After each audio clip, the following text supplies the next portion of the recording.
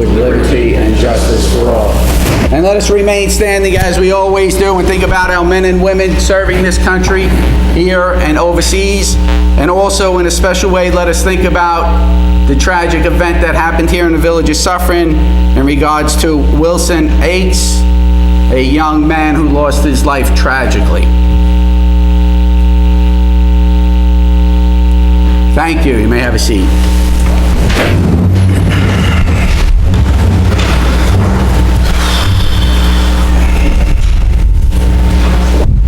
Okay, the next workshop meeting will be held Tuesday, February 25th at 7 p.m. And a regular meeting of the Village Board of Trustees will be held Monday, March 2nd at 7 p.m.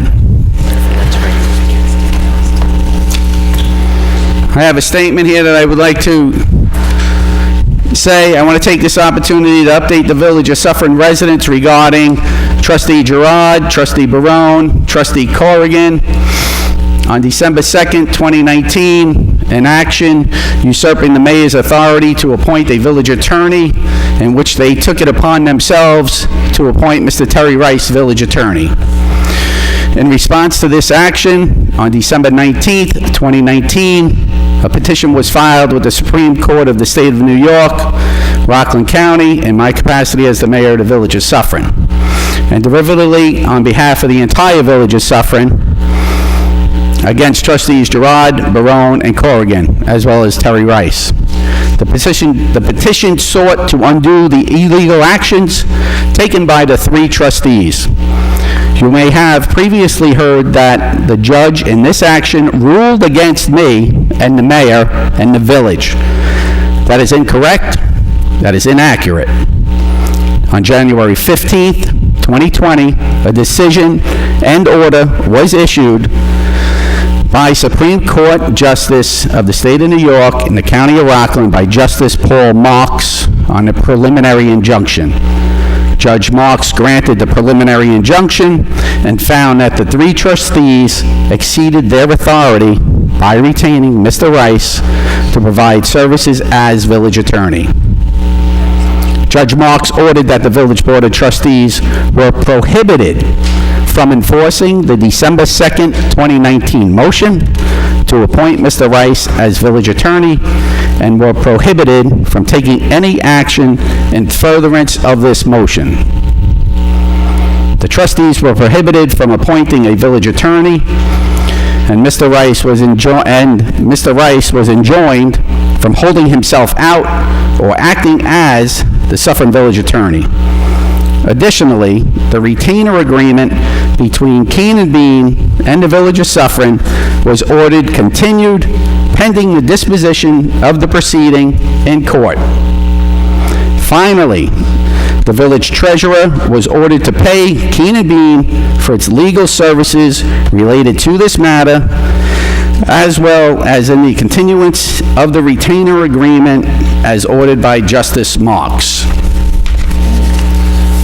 While I am pleased that the Village of Suffern prevailed in this matter, as the mayor, and more importantly, as a longtime Village Suffern resident, I am extremely disappointed that the actions and the behavior displayed by the three trustees during the December 2nd reorganization meeting and the board meeting required legal action to take place. Legal action was required because of the three trustees refused to even talk to me about the appointment of a village attorney. As you may recall, at the last board meeting, Trustee Girard admitted that he took the action on his own and never discussed it with me. I was left with no option but to commence a legal action. The significant additional cost that we will be reviewing this evening, incurred by the taxpayers of the Village of Suffern, were driven by the frivolous and illegal actions and behaviors of the three trustees in their efforts to usurp the mayor's right to appoint a village attorney. Make no doubt about it, this was Washington-style politics at its best. The board has the majority, and they came in swinging. No discussion, no notice, no information. They made their motion and refused to even listen to the counsel of the village's attorneys.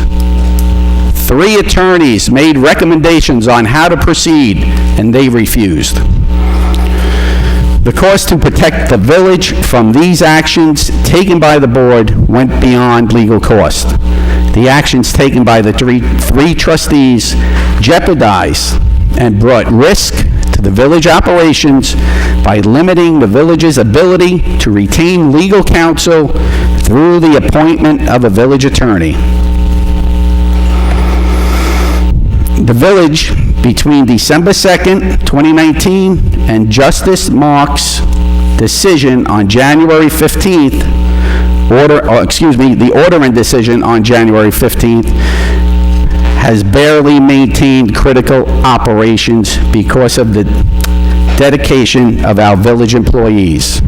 So what I'm saying is, in the absence of the official village attorney, certain village employees, and in particular their hard work and exemplary efforts of the village clerk, sitting right here next to me, Miss Amy Paffenroth, and our assistant village attorney, Rob Magrino, who's also in the audience, who completed the activities that would have been supported under the retainer by legal counsel of Keenan Bean. So what I'm saying is that we had dedicated employees on staff to get us through this hard time. That is invaluable. Yes, I am referring to this village clerk, Amy Paffenroth, right next to me, who was not confirmed by the Board of Trustees at our reorganization meeting. And with their explanation to the public of why she was not reappointed or confirmed, the answer was, it's complicated. Washington-style politics is very complicated. But I don't understand it here in the Village of Suffern.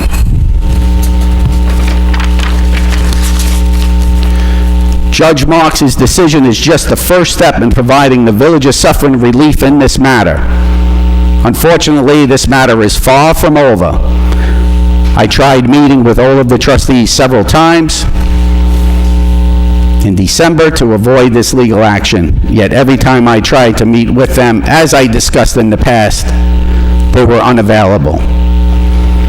When they finally agreed to meet and set up their own special meeting on December 21st, they then agreed amongst themselves to making decisions once again amongst themselves outside of the boardroom.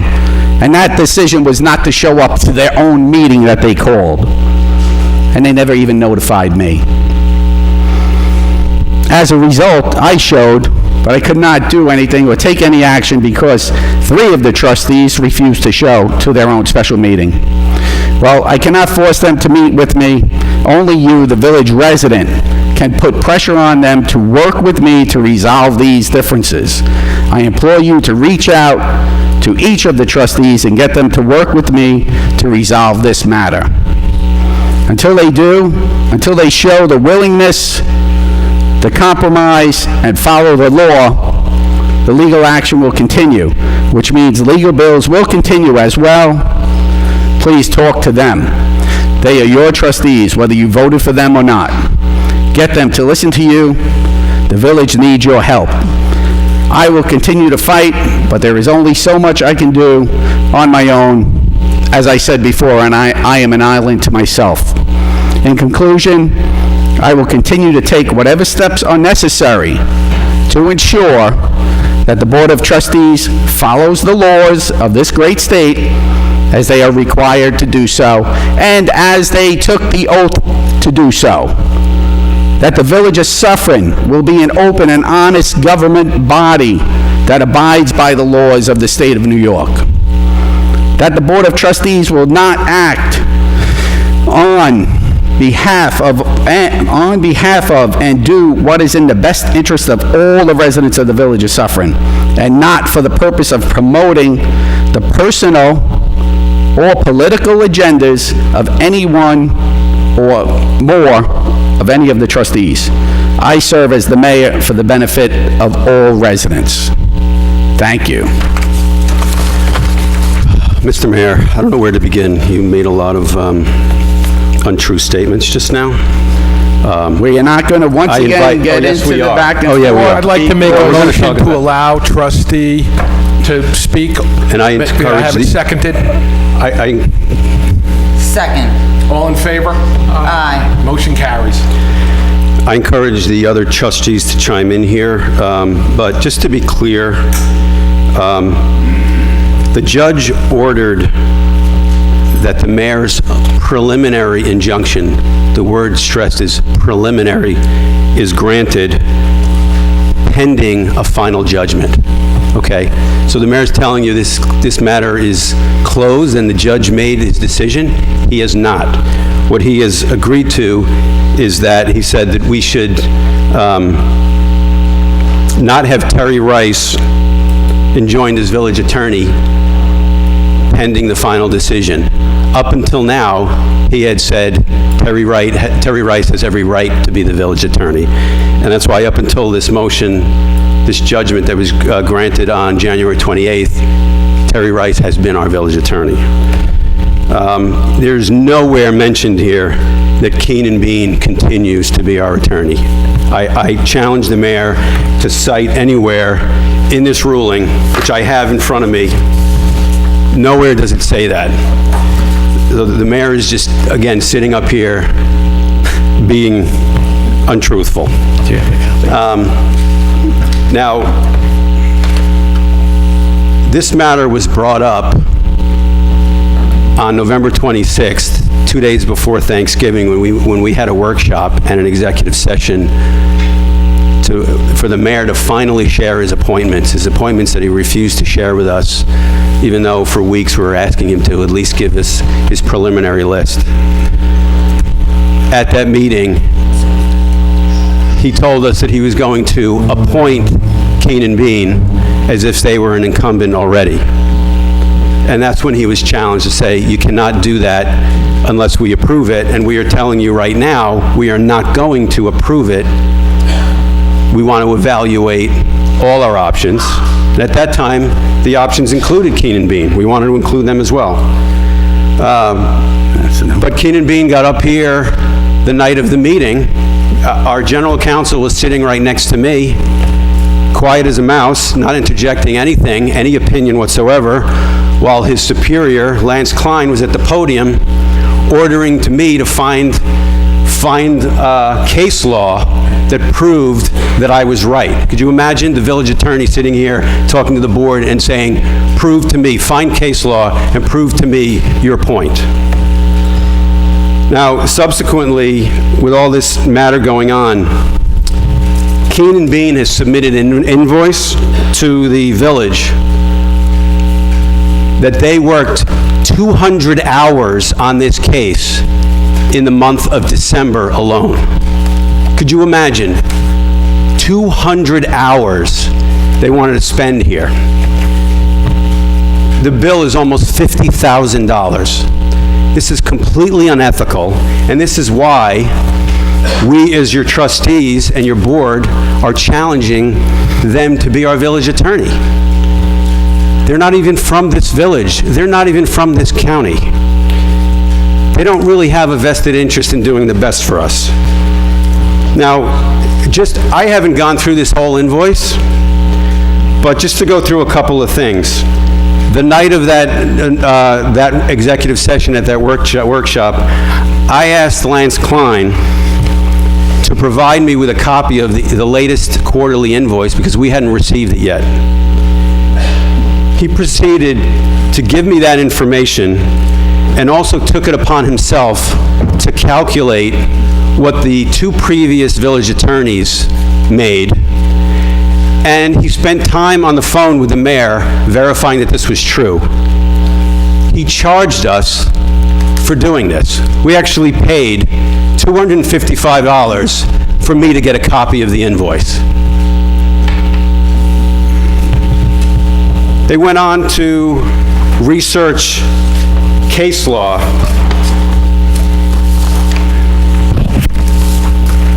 Very simple case law about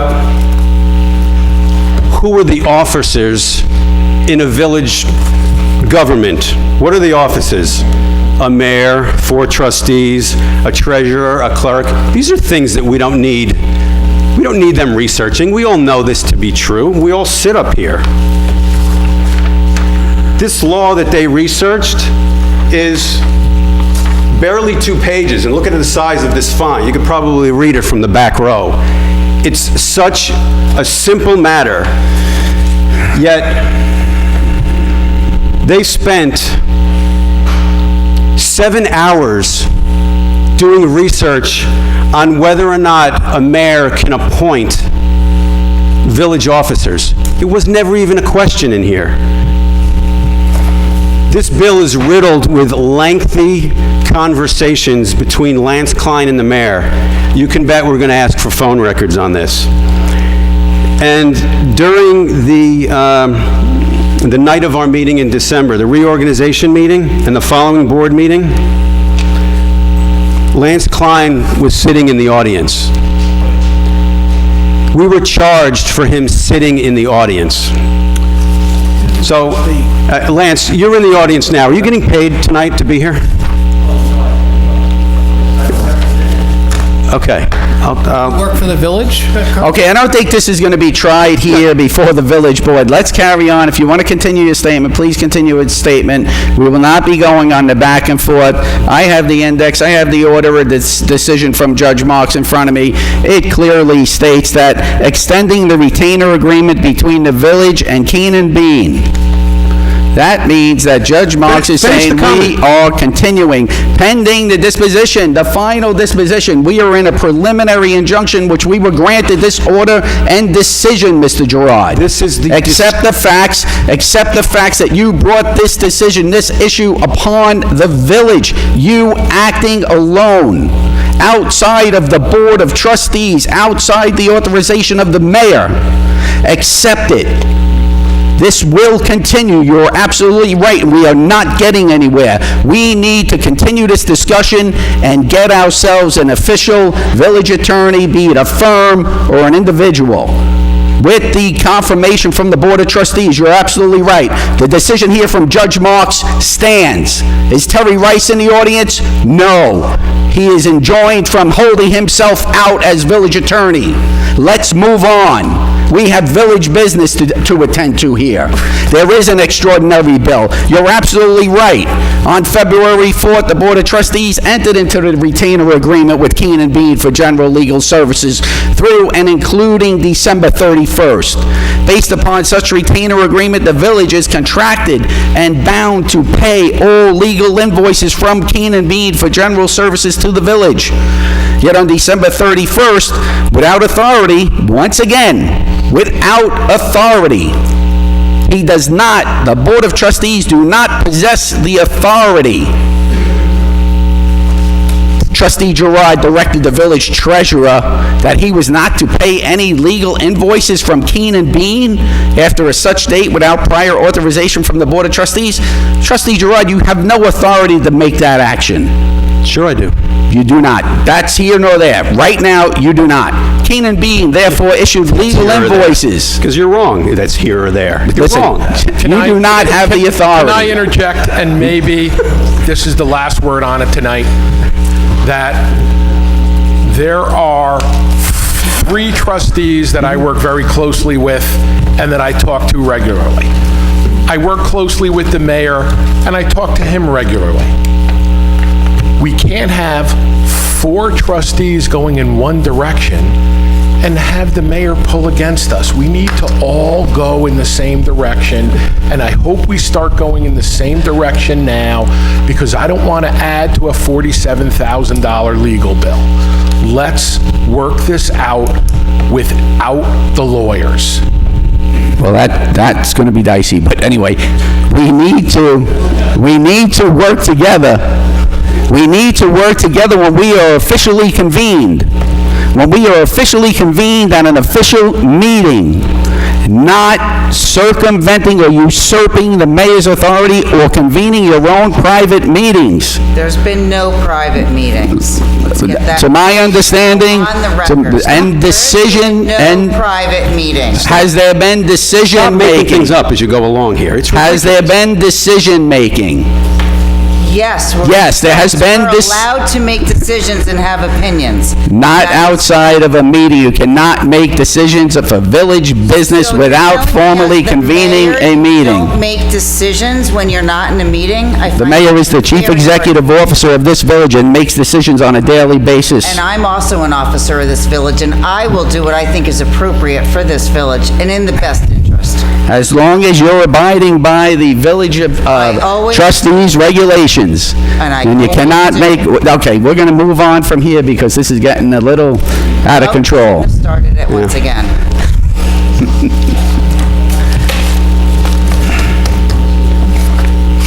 For everyone's information, you could look it up. Powers and authority of the Board of Trustees.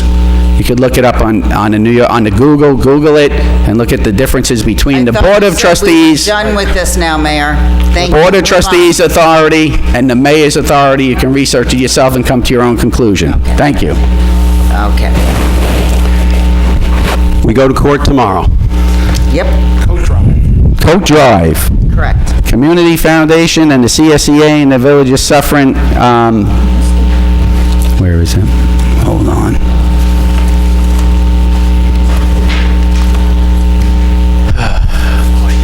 Yes, we are, Joe. That is correct. Yes, you too, Bruce. Absolutely.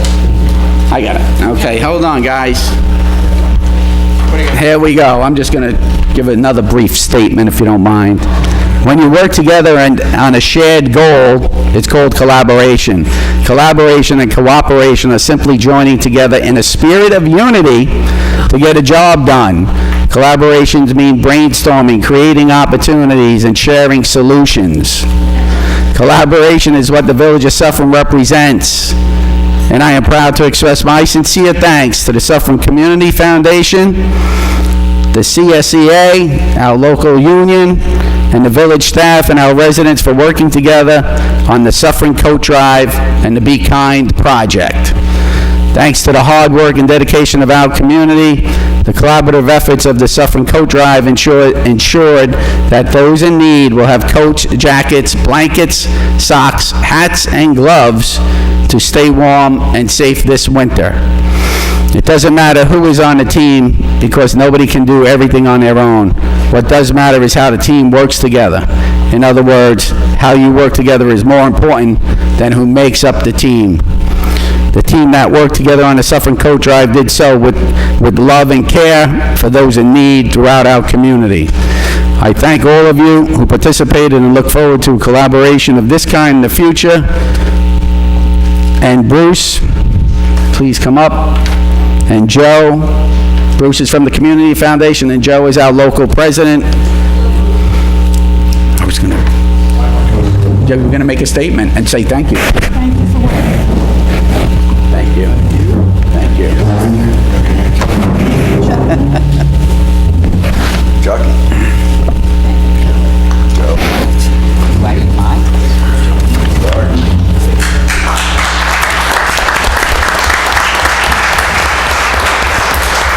You know I can't get away without saying anything. Collaboration.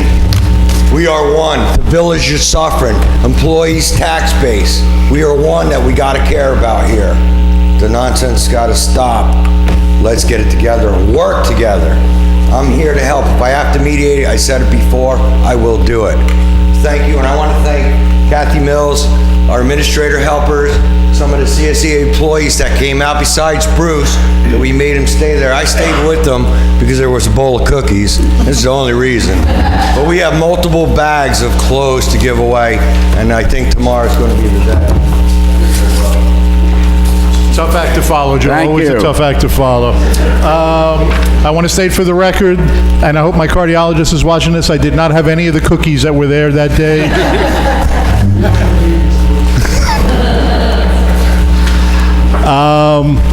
I got to say, it was a great day. I want to thank the mayor and Amy. I want to thank Joe and the CSEA members. I want to thank Kathy Mills. I want to thank Let's see, Mr. Hagan came by and dropped off. I don't want to leave anybody out. I'm just trying to remember who did come by. We collected, yes, Connie Hernowitz from the Community Foundation. We collected hundreds of coats, jackets, sweaters, scarves, hats, gloves, socks. There probably is more stuff, a couple of shoes, a couple of boots. Not a lot of those, but we did collect them. Everybody who came in with a smile on their face, was glad to help. People came in with brand new items. I don't know if they had been shopping, or as all of us do, we have stuff in our house that we just never use. So they took the opportunity to purge. That was great. People came in with stuff that a few of the people in there were eyeballing, Mr. Mayor. We were looking at you. Well, we kept him honest. We kept him square. He didn't, no, nobody took anything. The goal is to get the stuff distributed, or at least begin distributing it this week. There are organizations here within the village that deal with homeless people, people at risk. I'm not going to name them because they don't want their business public. There will not be any press releases or photo ops or anything with the people we donate to. That's not what this was about. This was about helping people in our community, and I want to thank everybody here that participated. I want to thank everybody who's not here that participated, and this is the beginning of a couple of things we're going to do this year. The Community Foundation's program this year, we're focusing on homelessness in the community. And it was just amazing that the mayor happened to call me days after the foundation decided what to do and said, we're thinking of doing a coat drive, are you in? And I said, sure, and we all pitched in. I'd be remiss if I didn't include Laura from the clerk's office, Laura Flaherty, who hounded me on an almost daily basis with phone calls. So if you check in the phone logs, that's one coming to my house all the time, but we're not billing for that. That's it. It's just all about helping people. Everybody here is helping people. The CSEA always helps people. The members of our volunteer fire department are incredible helpers. The police department, culture and recreation, former elected officials, Jim, Frank, current elected officials. Everybody here wants to help their neighbors. That's what we're doing this for, and I thank you all.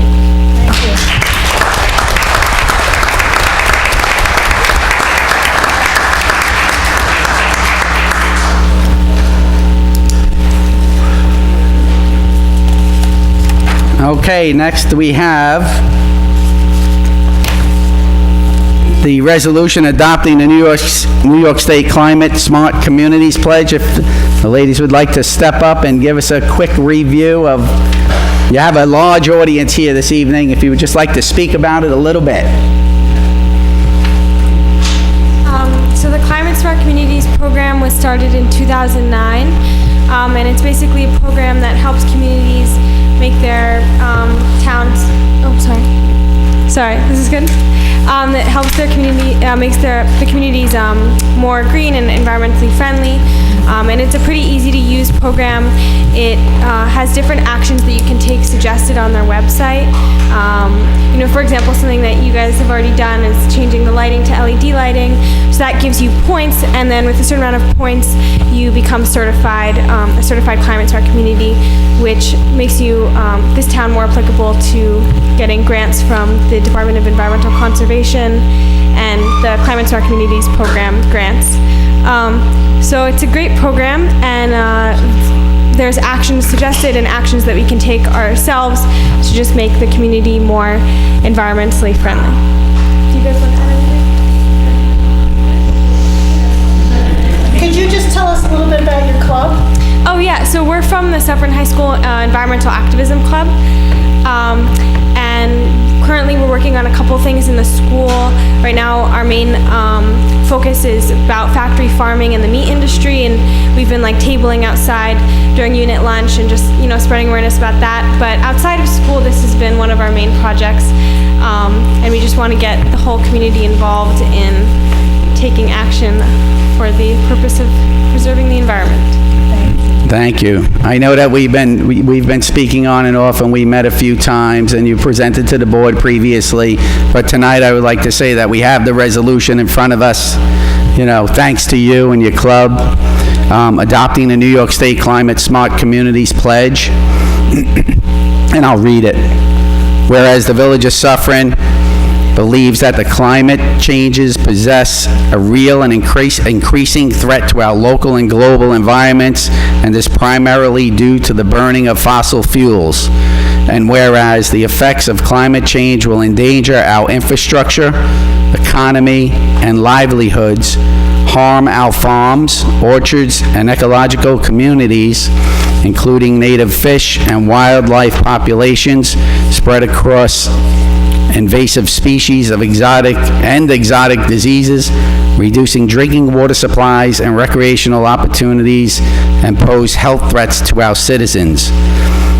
Whereas we believe that our response to climate change provides us with an unprecedented opportunity to save money and to build livable, energy-independent, and secure communities, vibrant, innovative economies, healthy and safe schools, and resilient infrastructures. And whereas we believe the scale of greenhouse gas emissions reduction required for climate stabilization will require sustained and substantial efforts. And whereas we believe that even if emissions were dramatically reduced today, communities will still be required to adapt to the effects of climate change for decades to come.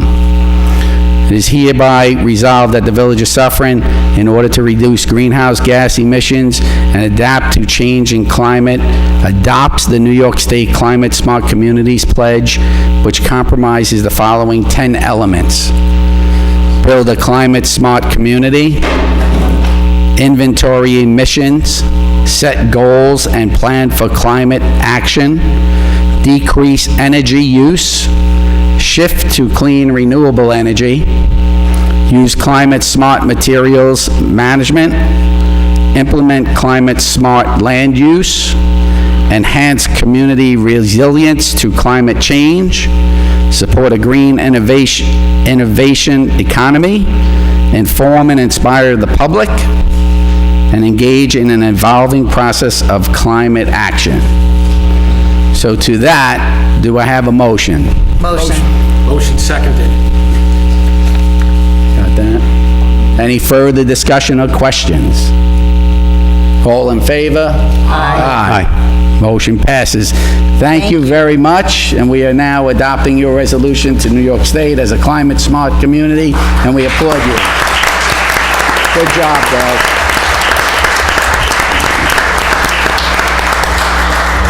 Thank you very much. You're welcome.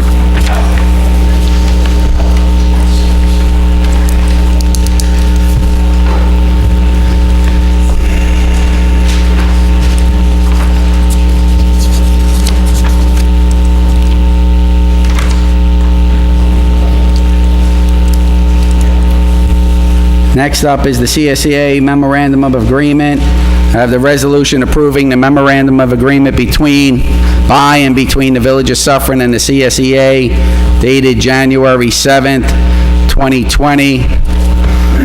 Whereas the negotiations have been ongoing between the bargaining team for the Village of Suffern and the bargaining team for the Civil Service Employees Association, Village of Suffern Unit 8360, the union, for a successor to the collective bargaining agreement between the parties, which expired May 31st, 2017.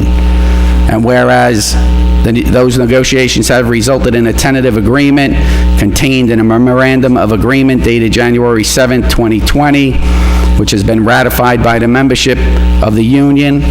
And whereas the Village Board of Trustees of the Village of Suffern has reviewed the terms and the Memorandum of Agreement and finds that the settlement consistent with the terms contained therein is in the best interest of the village.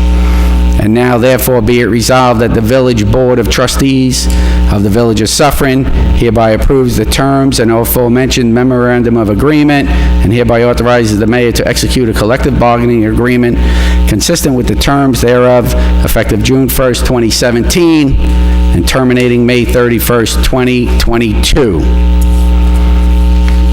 Do I have a motion? I make a motion. Second. Trustee Barone, Trustee Corrigan, any further discussion? There was the question of some of the items brought up was some question of some items brought up by Mike Janito that I believe you were going to... I can clarify that for you. And throughout the stages of negotiations, we were blessed with Mike to sit in on a couple of them, and he found some key points that need to be upgraded. But until we get a contract and then discuss job titles throughout the departments and raises for my union members within reason, then we will make sure that this contract, word for word, is true to its word. Then we will amend it, re-justify the contract wording and some of the titles, because we did also do an upgrade on the 35-hour girls or office worker titles, and were not done before the contract was signed, memorandum was signed. So that has to be open for that. And I think in the next month or so, we might find a couple more things that have to open that contract. So we want to wait so both sides have an equal opportunity to make sure our wording, their wording, and our needs and the village needs are to the T. You know what I'm saying? And that will be really considered housekeeping, that we will go through it and just fine tune it and housekeep it. Yes, and again, we will do that once we feel both sides feel comfortable that we abolished all the bad and got the titles and what we need to do upgraded, and then we'll move forward with that. I just wanted to hear that it's being worked on. Yes. It sounded very important from both sides. So. Is there any other comment from the board? Okay, at this time, I'd like to take a roll call vote. I vote yes. Trustee Alpert? Yes. Trustee Barone? Yes. Trustee Girard? Yes. Trustee Corrigan? Yes. Motion passes. Congratulations. Thank you very much for your determination and getting this contract right.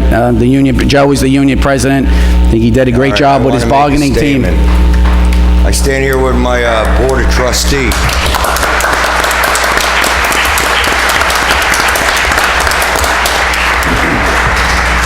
We hit a milestone today, signing the CSEA unit contract. I want to give a little briefing. I wrote a big statement, but I don't think I'm going to read it because I got to come from my heart. First and foremost, we were in start of our negotiations, and we found out the PBA was out for 5 years. We were only out for 3, so we stepped back.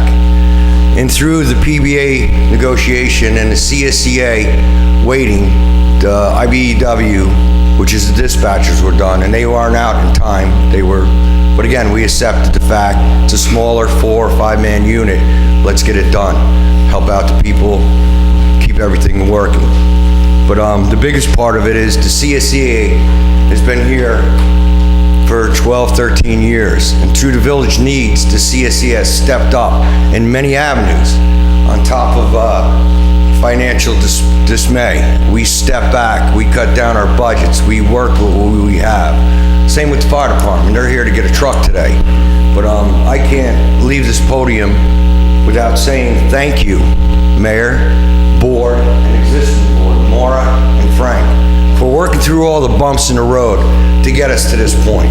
All right, it was a hard challenge on my side, being a new president, be put into a position that I didn't want. I just wanted to be a part of the union, but I got stuck being the president. So I went to school, I learned. I got a team with me in the back, all trained union professionals in grievance, negotiation, and disciplinary action, so that we are protected. It's not just Joe. This union isn't Joe. The union is the members. Working with the administrative team here in Suffern as a union member and a union president, we have had discussions. We disagree to agree, and we agree to disagree. We work things out. This might have taken some time, but I want the board to learn from my mistakes, my learnings. I earned what I got right now, and I'm still learning day in, day out. I just want to make it clear that nobody's perfect here, especially me. Again, all my guys stand behind me in saying this. We're united to work for Suffern, whatever the needs are. So I like to see this board unite and work for Suffern too. As hard as I have in the past, and I went through some board members, I got new board members and I got some seasoned board members, and I still have the mayor, okay? And I'm willing to do what I have to do to help you guys in any way, need, shape, form to make this work. But I still want to thank everybody, past board members, past mayors, who helped me learn the ropes inside and out. And I've asked plenty of people throughout my year as president how to get to this point. So again, utilize your resources. There's a lot of resources here. So please work in the best interest of Suffern. And thank you again for giving me the contract. Thanks, Joe. Thanks for all your hard work.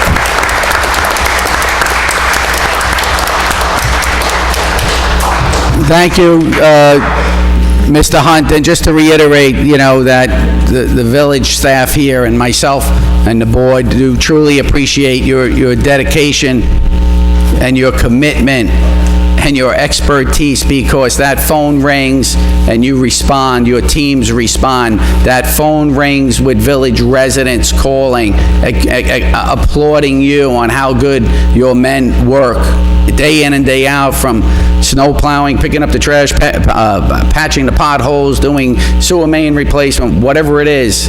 It's all accolades to you and your team. So keep up that great work. Just keep in mind that we have 11 members that live here in Suffern that work for the village. And me being homegrown, I was born in Good Sam. I closed the school in 75, so I take it to heart.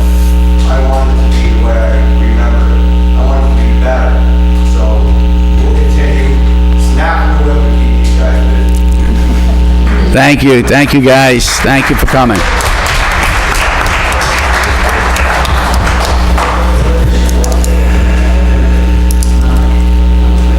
I'm going to push up the fire engine.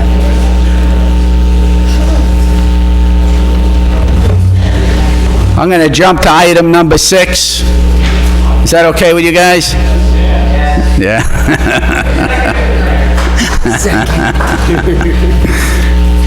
Hold on, let me just get my paperwork in order.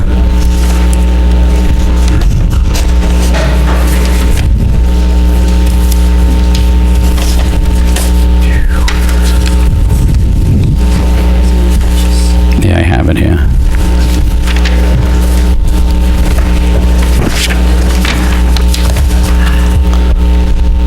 Next resolution I have in front of me is authorizing the purchase of a Seagrave Capital Custom Stainless Steel Pumper, whereas the village desires to purchase a Seagrave Capital Custom Stainless Steel Pumper model code XC01 HDA-C3 contract FS 12-17 from Hudson Valley Fire Equipment.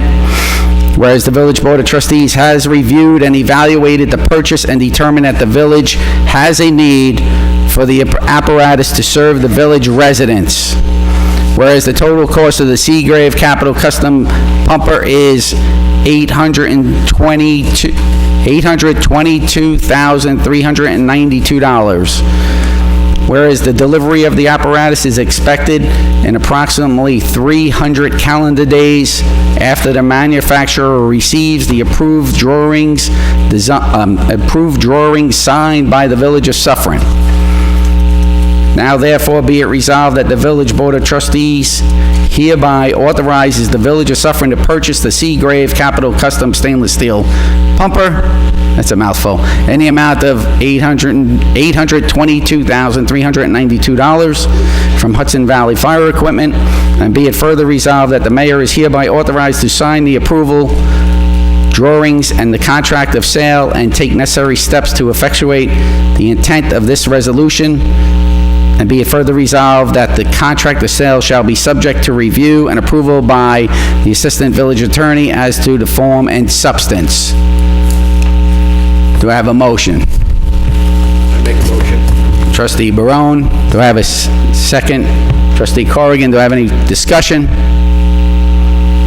All in favor? Aye. Aye. Motion passes. Next, I have a resolution. I have the bond resolution of the Village of Suffern adopted February 3rd, 2020, authorizing the issuance of bonds in the principal amount not to exceed $875,000 to finance the acquisition of a fire truck, stating the estimated maximum cost thereof is $875,000 and appropriating said amount for such purpose. Do I have a motion? Motion. Trustee Corrigan? Did you say motion? Do I have a second? Oh, sorry. Trustee Barone, do I have any further discussion on the bond reso? Okay, at this time, I'll take a roll call vote. Mayor Markunas, I vote yes. Trustee Alpert? Yes. Trustee Barone? Yes. Trustee Girard? Yes. Trustee Corrigan? Yes. Yes. Motion passes. Next, one more resolution to get it through. This is a resolution establishing the capital project 2020-008 for the 2020 fire truck, whereas the Village Board of the Village of Suffern has adopted a resolution authorizing the mayor to enter into an agreement on behalf of the village with Hudson Valley Fire Equipment for the purchase of the Seagrave Model Code XC01 Capital Custom Stainless Steel Pumper, and whereas the Village Board has adopted a resolution authorizing the issuance of serial bonds in the amount of $875,000 for the purchase of the aforesaid apparatus and any cost associated with this purchase. Now therefore be resolved, the Village of Suffern Board of Trustees hereby establishes capital project 2020-008 entitled 2020 Fire Truck as follows. Appropriations of $175,000. Appropriations $875,000 and estimated revenues or debt of $875,000. Do I have a motion? Motion. Trustee Barone, do I have a second? Second. Any discussion? All in favor? Aye. Aye, motion passes. Congratulations.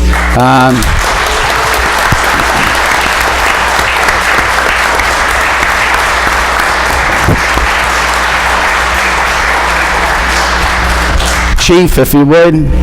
I want to say thank you on behalf of all the officers and members of the Suffern Fire Department.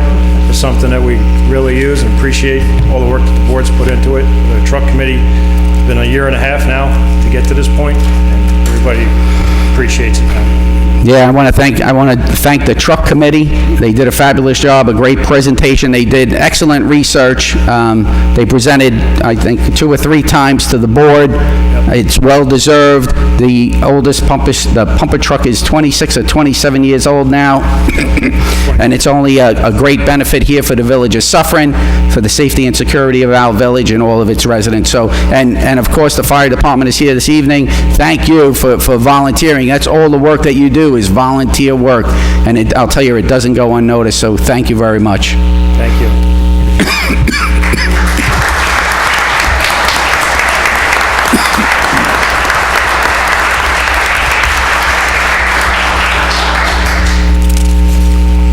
We have just a couple other motions I need. We have 3 new members to join the hose company. Joseph Grunwald, he's over 18.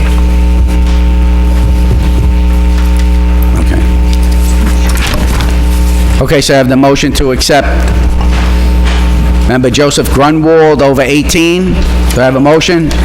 Motion. I'm sorry. Is he here? I don't believe so. No?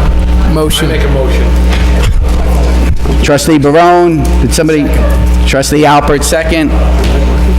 Excuse me, all in favor? Aye. Aye. Aye.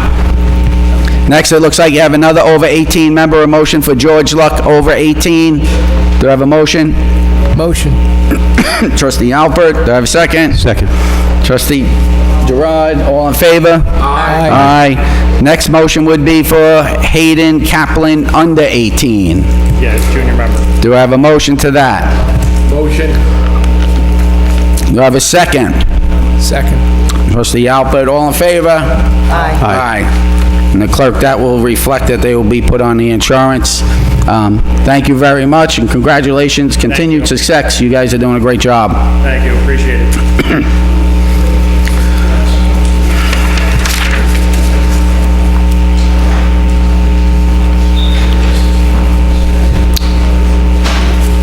Charles.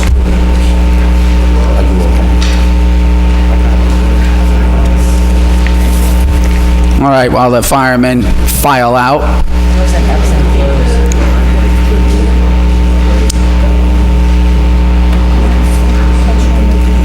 Did I?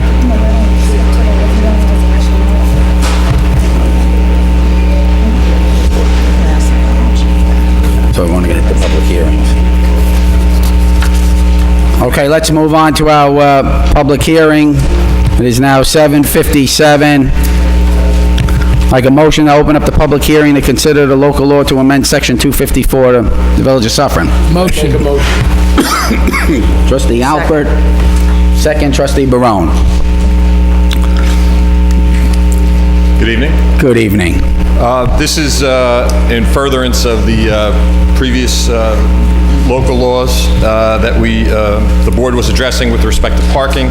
This just addresses some parking, adding 15-minute spots in a couple of areas on Lafayette, 45-minute spot along Blauvelt Way, I'm sorry, 2 spots, and then addresses a little bit of Orange Avenue and Suffern Place. Much of this certainly, obviously, Blauvelt Way and Chestnut and Orange, addressing a little bit of issues that have come up with the Sheldon. Right. So this local law is relatively minor compared to the next one. But again, this was at the recommendation of Ms. Paffenroth. So if the board's inclined, there's a resolution. I'm sorry, the substance of the local law is there. If the board's inclined to grant it, there's also a resolution indicating that the board on October 7th, 2019, expressed intention to do a public hearing on this. Its intention to be a lead agency. The law was distributed. There were various public hearings on it. And again, if the board's so inclined, I'd ask for a resolution. Now, therefore, be it resolved, the village board declares itself to be lead agency for the purpose of environmental review under SECRA, determines the matters of type 2 action requiring no further environmental review, and no further findings, adopting local law 3 as shown in the packet. After the public hearing, obviously. Yes. Is there anyone here from the public that would like to speak? Okay, make a motion to close the public hearing. Motion. Trustee Barone, do I have a second? Second. Trustee Corrigan, any further discussion on the public hearing? All in favor? Aye. Aye. Motion passes. Public hearing is closed.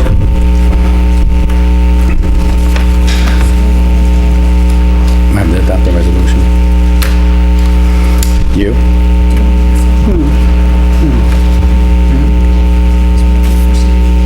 If you want to address that one piece. Yeah, just the one piece. Okay, so I have the resolution here adopting local law number 3 of 2020, amending chapter 254 of the Code of the Village of Suffern entitled Vehicle and Traffical, Article 8, schedules time limit parking. Do I have a motion? Motion. Trustee Barone. Do I have a second? Second. Trustee Alpert, any further discussion?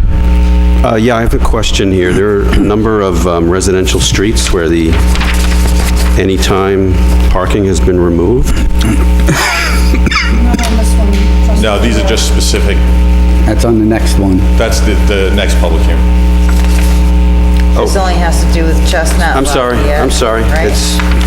Yep, you're right. I apologize. No discussion on it. I just want to say a few things. I thank all the public who has come out for the various public hearings. We have some of them with us tonight. Thank you for your input. It's been invaluable. I just want to highlight that this is one of 3 local laws that Attorney Magrino has been working on diligently over the past couple of months. It included passenger loading zones, which defined the difference between a commercial loading zone and passenger loading zones, and also time limits on idling vehicles in the central business district. And finally, this particular local law is is to address the concerns raised by the trustees relative to the foot traffic in and around Blauvelt Way, as well as parking conditions in that area. So I just want to highlight Blauvelt Way, which is one of the areas that's been particularly of interest, will be 45 minutes from 6 a.m. to 4 p.m., Monday through Friday, 2 hours Saturdays and Sundays and holidays. And to Trustee Girard's point about the additional streets, they will be covered under the next public hearing to amend the entire Chapter 254, Vehicles and Traffic. And Trustee Corrigan is going to be working on that with the fire department, the police department. A lot of work is yet to be done on it. But I just want to highlight that we will be looking at it from a safety and consistency standpoint. Thank you. Would you like to say something?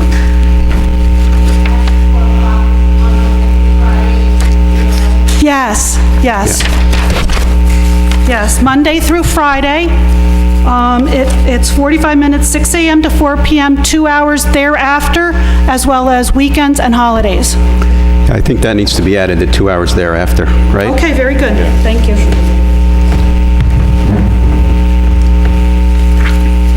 Any further? Yeah, I had just a question, and I apologize for not checking ahead of time.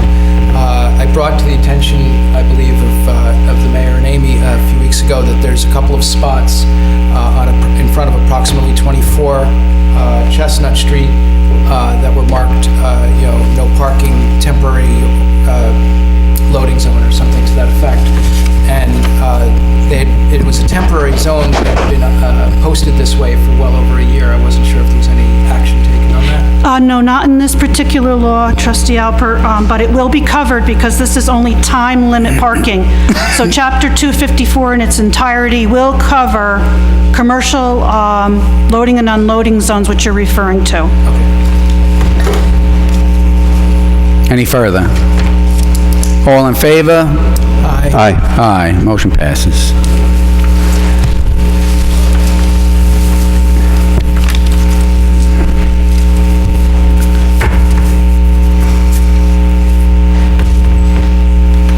It's now 8:04. I'd like a motion to open up the public hearing to consider the local law to amend 254 to Code of the Village of Suffern entitled Vehicle and Traffic to reflect current vehicle and traffic conditions in the Central Business District and the West Ward. Do I have a motion to open the public hearing? Motion. Trustee Alpert, Trustee Barone. All in favor? Aye. Aye.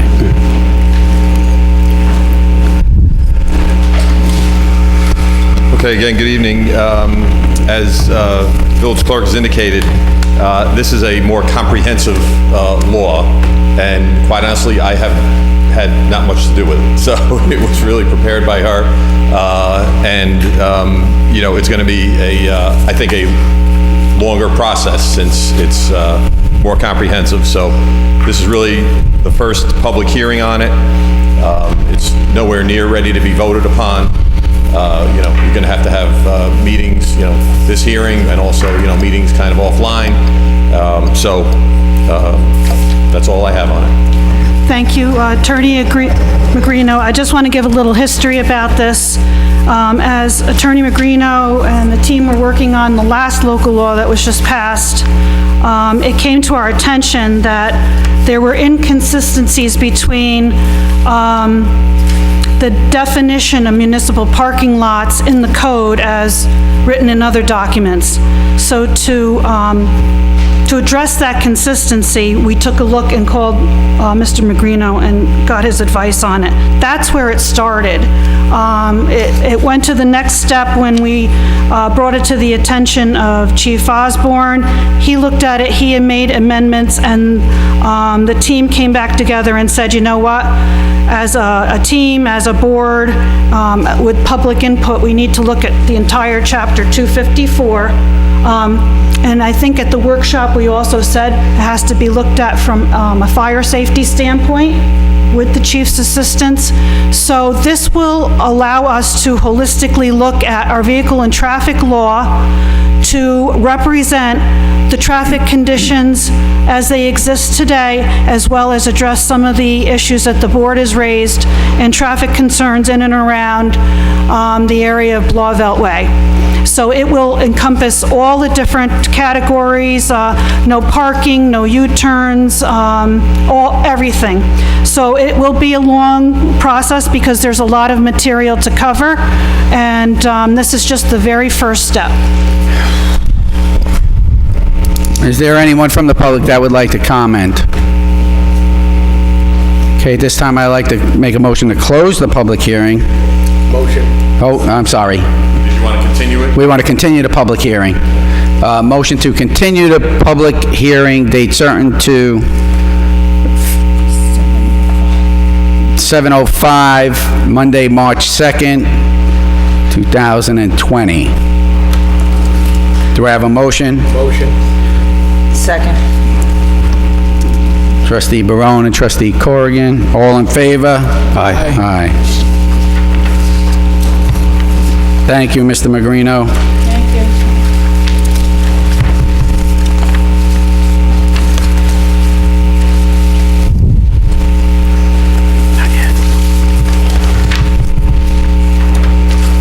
Next, Mr. Fred Rella, grant writer.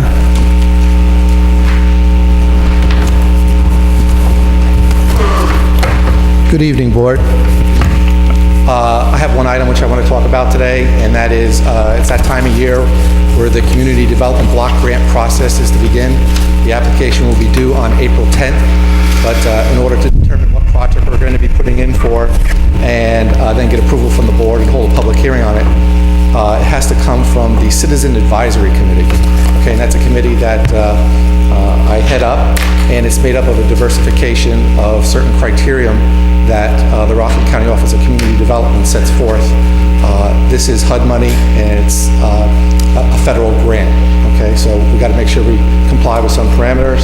So this year the committee will be, for example, you want to have a homeowner, you want to have a senior citizen, you want to have a minority, you want to have a renter, and the like. So we have Ernie Bosco, Francis Glick, Dina Schmidt, Charlie Rogers, Kathy Van Sickle, and then both myself, and we also have the head of the DPW, Charles Sawicki, as proposed members of this committee. This would also be the same committee members as last year. Okay, so I have the resolution of the appointments to the 2020 program year Citizens Advisory Committee, as Mr. Rella just indicated. Do I have a motion? Motion. Trustee Barone. Trustee Alpert? I guess second. Okay, and second. All in favor? Aye. Aye. I do just want to mention one more thing, is that we do have currently a couple open community development block grants that need to get implemented. One is the Wayne Avenue Sidewalk Project, which is approximately $275,000. That's planning on basically being completed this spring. Then we also have approximately $70,000 for parking lot B, which is the parking lot right across from the post office. So that's one that also has to be addressed very soon. Okay?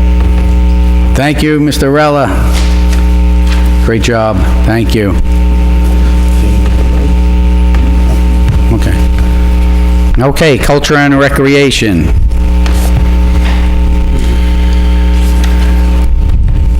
Good evening, Mayor. Good evening, Good evening. Board. So a few things that we have coming up tomorrow, Tuesday, February 4th. AARP is starting their time up at the Leo Leiden Building. They give services to residents, and it's a free service, so that will be starting tomorrow at Leo Leiden.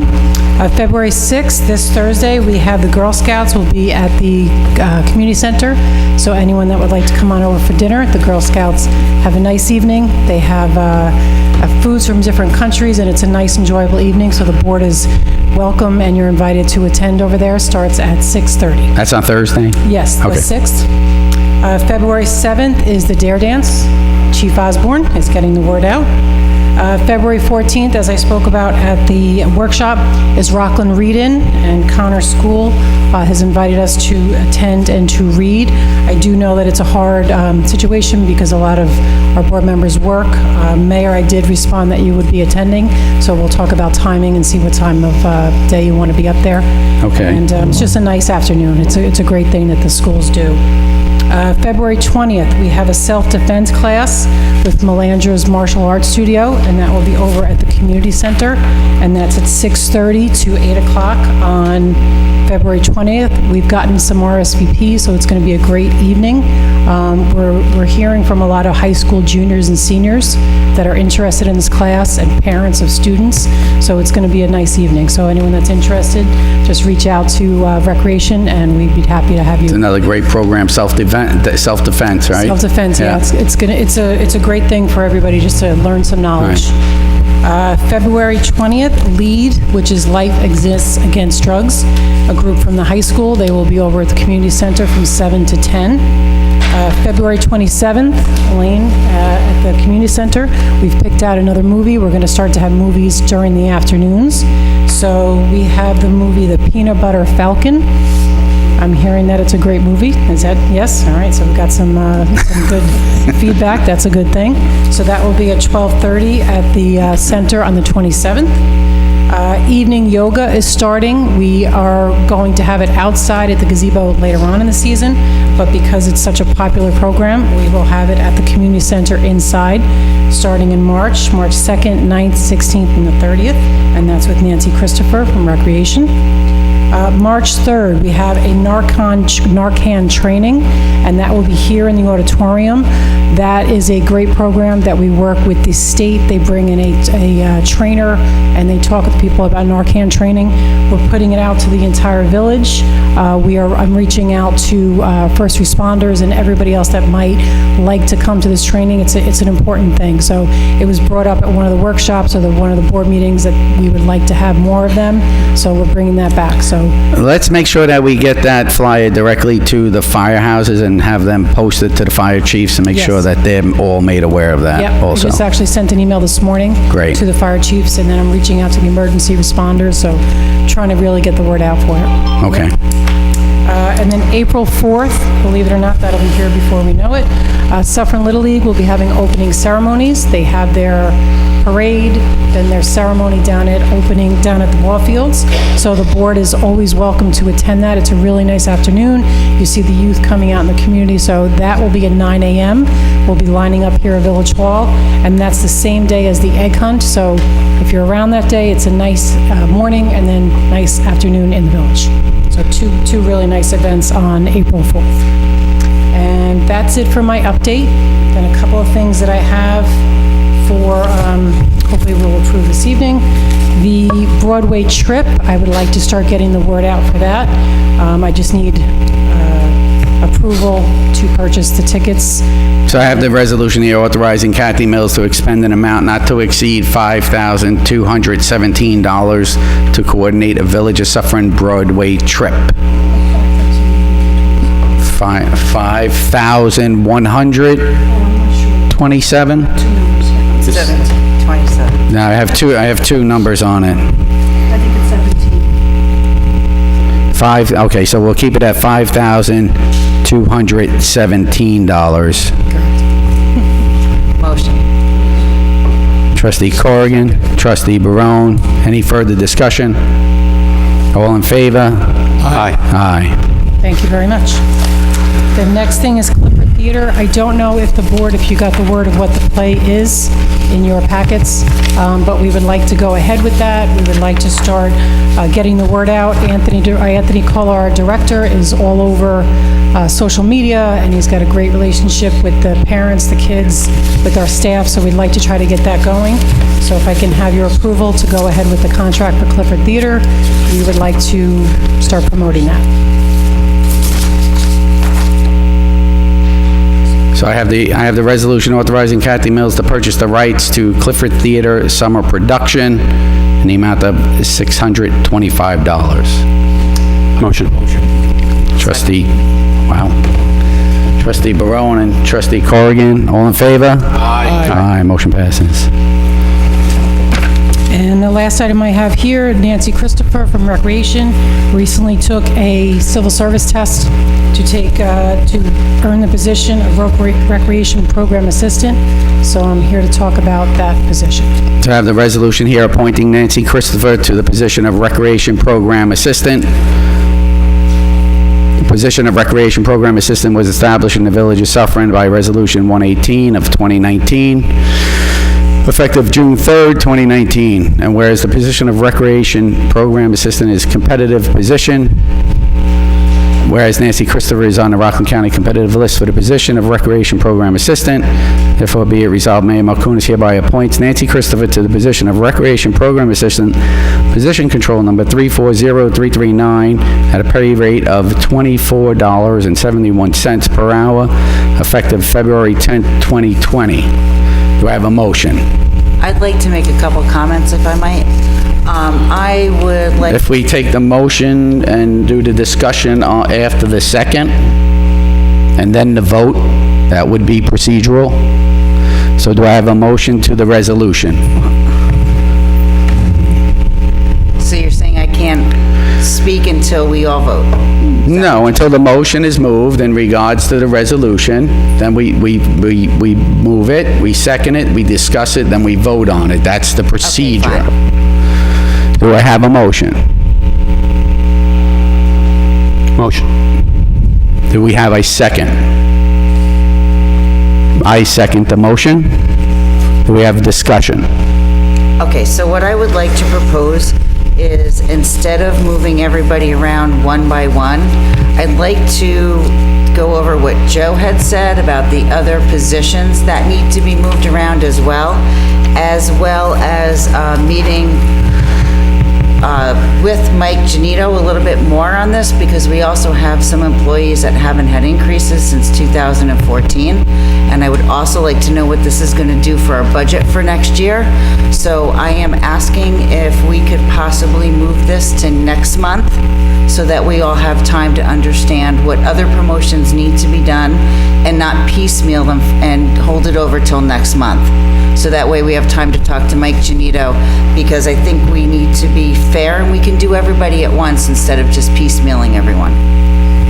We had this discussion, I know that we had this discussion in executive session of last week, which I am disclosing due to the fact that the information needed to be shared to the village clerk to create the resolution. This was in discussion with Mr. Janito. The impact on the upcoming fiscal budget is minimal. We created a 35-hour work chart and grade chart for each individual in the village that represents the 35 hours. I had the commitment from the previous village board, which included two of the members to the right of me for this appointment, and I also had the commitment of the other two village board members in the executive session. I want the public to be aware that I am deeply, once again, concerned about the matter before me. I received a phone call today, yes, it was today, indicating that the board, once again, took an action and made this decision without me. Once again, Decision made I'm sorry, Trustee Corrigan, but let me finish what I'm talking about, because I will further explain. The phone call came from Trustee Barone. Trustee Barone indicated to me directly that you had made this decision yesterday. The board decided not to go along with this, although we knew all about it and for the last couple of weeks, the last couple of months. And I want the public once again to be aware that I am deeply concerned about this matter and the way the board has been acting. This issue concerning Nancy Christopher's appointment to the position of Recreation Program Assistant was discussed by the Board of Trustees during the last executive session. Once again, at the close of such executive session, the Board of Trustees was in agreement to appoint Ms. Christopher and a vote on such appointment at the next board meeting. That is tonight. Okay. After the executive session, I spoke with the Village Clerk Amy Paffenroth to draft a resolution memorializing the intentions of the Board of Trustees. in appointing Ms. Christopher. However, sometime between the close of the last executive session and tonight's board meeting, the other members of the Board of Trustees determined not to proceed with the appointment of Ms. Christopher. In that time, the other trustees made a decision. You have to be clear, we have to be clear that the board cannot make decisions on their own. They have to be formally convened in a meeting and discussed amongst the board, and then you decide and vote. Which was my request. As I explained. I just would like to continue. I am, first of all, not changing anything that we discussed in executive session. The first that Charles Barone and I found out about it was at the workshop, because we weren't on the board previous, and nor did we know that this was coming up. So seeing that there's going to be a bunch of changes, I don't understand why we can't also do Nancy's at that time. Why do we need to piecemeal them? We're not saying, and we're not certainly singling out Nancy by any means. I have a tremendous amount of respect for Nancy. I think she works very hard. What I am suggesting is that we work everyone together at the same time. The one thing that I want to suggest is I was in favor of this. Then I found out that we had a $47,000 legal bill. And before I say yes to any increases in extra spending, I want to see how that affects the budget. I was elected to stop runaway taxes in this village, and that is my main initiative. So when I see how that bill affects the budget and that we can do these other things as well, then I would like to vote yes at that time, but not right now. I don't see why we cannot speak with Mike Janito, get everything straightened away with Joe Hunt, and do this next month. Okay. So I just want to really bring once again to the attention, I'm really stressing the fact here, there's 2 points here. Nancy Christopher is a truly dedicated, highly dedicated employee here in the Village of Suffern. Correct. Which not only is in recreation, but provides a service to our elderly community, to our senior citizens, and our children, to all here in the Village of Suffern, which is greatly benefits our residents. Correct. For close to 15 years. Yep. She is working out of title, and she deserves to be put in the title that she is working in and compensated for appropriately. On the other hand, once again, I cannot stress it more than I have tonight, is that this board is working by itself in a vacuum, outside a formally convened meeting and without the mayor. We're not having any meetings, and we are coming to you and requesting this. It is not an unreasonable request to ask for a month so that we have time to speak with Mike Janito and to make sure that we are not exceeding where we believe we should be with the budget, and looking at the village employees as a whole and not one by one. Absolutely, we're looking at these positions that are required, but going back to my phone call with Trustee Barone, you decided, the board decided, once again, I need to continue to say that. The board decided yesterday, Super Bowl Sunday, the board decided not to move forward with this action. So how was that decision made? They knew what they were coming into. They made a decision. The decisions here are made openly in the public to see how everyone feels. Now you're explaining how you feel. The phone call was not. You want to speak to that? There is nothing wrong with one trustee calling another, asking their opinion, then going to the next trustee, asking what they think, then going to the next one, asking what they think, and then going to the mayor and saying, what do you think? Okay, that's what happened. There's nothing wrong with that. You got a phone call, just like the rest of us. Please stop making things out to be something different than what they are. Just 4 phone calls made individually by one individual. 5 Right. phone calls. The mayor also received a phone call. Circumventing the mayor, not asking the mayor for his opinion, but telling the mayor what we are doing. Understandably, you have the majority. I understand it. You're still operating within a vacuum. We're outside of a scheduled meeting.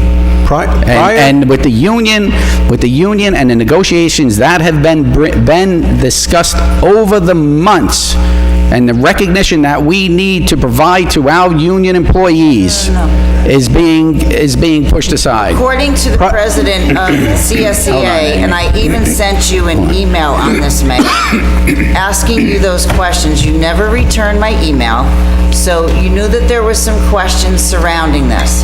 And I sent the email the next day. But again, you don't answer emails, so therefore, we are to assume that you are understanding what we're saying. I don't get that. Mr. Hunt, would you like to say something? I gotta ask Kathy Mills the question. Is Nancy working above her title now? Yes, she is. I'll file a grievance tomorrow. Thank you, Mr. Hunt. Okay, so let's move on with the resolution. So we're at the discussion. All in favor of this appointing Nancy Christopher?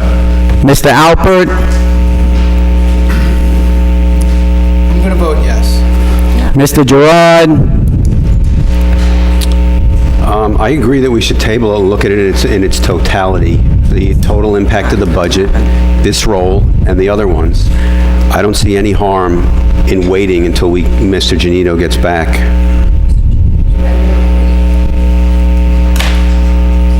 So, Mr. Girard, is that yes or no on the vote? Yes. No, the discussion's over. This is the vote. No. Next month.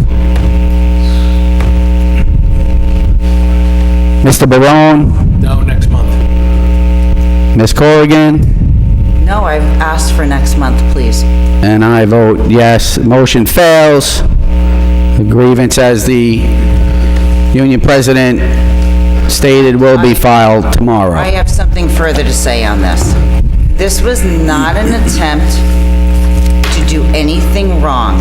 It was a simple request to ask for a month so that we could do more, possibly, than one person. And this was not meant to harm anyone, or to embarrass anyone, or to make anyone feel that they were not deserving of a promotion. You've totally twisted exactly what we knew you would do and say that we were being derelict in our duties, which is not what happened. I don't understand for 1 month, so that we can speak to Mike Janito, who was not in executive session, why you did not answer my email. Your email was very unclear and not concise to any specific issue, as indicated. But let's move on. I understand you. We will carry it over into next month, absolutely. There are some people that haven't had raises in 5 years, okay? We want to consider those in addition to this one. So we just ask that everybody be patient and that we make a decision in totality, recognizing all of them.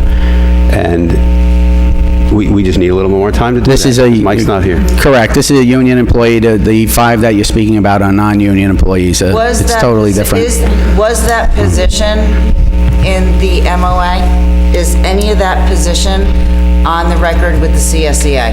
Yes, it's in negotiation with the union president, absolutely. When did that start? Oh, geez, a while ago. When? I don't know when. A while ago. No, I think he walked out. That's fine. No, we can speak to it tomorrow. Okay, fine. We'll finish it up tomorrow. Okay, at this time, I'd like to open it up to audience participation. Thank you, Ms. Mills. Is there anyone from the audience that would like to speak? Hi, Catherine Fermain, 7 Sussex. So I have a question in regards to not approving her salary. If he files a grievance, what additional costs will he incur because of that? If it's retroactive and she's already doing the work, that's like a violation.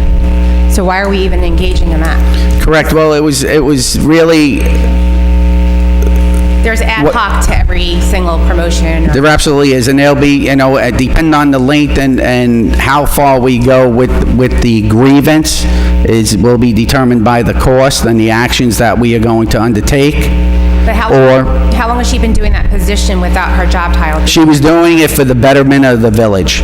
We were in negotiations trying to figure out how to place Ms. Christopher into a chart of 35 hours, which she works, which all of the administrative employees works, but unfortunately, in the previous contracts with the CSEA, they did not have a scheduled chart for 35-hour employees, so what you do is you have to grade each job individually, and that particular job was not graded. We had to grade it. We worked with the treasurer, we worked through the union, and we worked with the employee. We worked with the county government to establish and create the position here in the Village of Suffern, which the board is aware of. I understand their concerns, but my impression after the last few meetings was that we were going to move forward since she was the outlier of the current MOA, which we authorized tonight. So how long has she been doing the position now that's been over and above? And when was she graded? June 3rd. So it's taken since June 3rd to actually get her level set to what she's doing today, correct? Yes. Why? Well, You can't follow the schedule. So if you have an employee that's behind, who's already doing the work, what else is there to discuss? In any corporation, you're going to have an ad hoc situation that goes against the schedule of what we want to do here. So if she's already owed it, why do we have to wait for another meeting for? We were negotiating with her, and at the same time, I was negotiating with her and the union to be consistent. I would not want to see any other union member receive a promotion or an increase while we were currently in negotiation with the union to finalize the contract. So she was amenable to saying, yes, let's get through the contract. The union president was, let's get through the contract, we'll get the MOA signed, and we'll get everyone squared away. And she is the outlier. So they're not. And then the $47,000, can someone explain that to me, I guess? That is the cost of the legal action against the Village Board of Trustees as they usurped the authority of the mayor's office and they tried to appoint the village attorney illegally, which the action needed to be brought before the Supreme Court. We needed to do the case law research, attorney general research, interviews, and everything associated with the court case. So we're saying, trustees, that we're going to postpone this discussion for Nancy until the next meeting. At that point, you're confident enough that you will be making a decision for her? Absolutely. I'm a very big fan of Nancy Christopher. No, I understand. I understand how hard she works and how much she's done for this village. I've worked with her for a lot of years. I was actually hoping that we could look at it as a whole and get more done than just one position. But usually there's an ad hoc in any corporation where you want to, you just said it, she's a very valuable employee. Why would you want to make her wait? She's been waiting already and she's been patient already, so why wouldn't you just do an ad hoc? Because we only learned about this the other night at the workshop meeting. We were not able to get a hold of Mike Janito. Well, I shouldn't say that. Let me rephrase that. I asked Mike Janito on a few other things. So we want to see where this falls within the budget, because there's more than just Nancy. So as a whole, to look at everyone within the village with all fairness. That is it. Is Nancy the only person that's due a level set then, out of everybody? Yes, union employees, So you yes. always have a unique person in a situation that if she's already valuable and she's already owed it, I just don't understand why you would wait and have a grievance filed and make us wait further. They're filing a grievance tomorrow. Waiting the month, if you intend to promote her or appoint her or confirm her appointment, is going to cost us money. Why don't we move the motion tonight and put Nancy Christopher in a position that she should be in? It's one person in the union. These are the people, this is one person, I believe, I'm 99.9% sure, that's the outlier. There is no one else. Mr. President? I want to just make everybody clear, I have multiple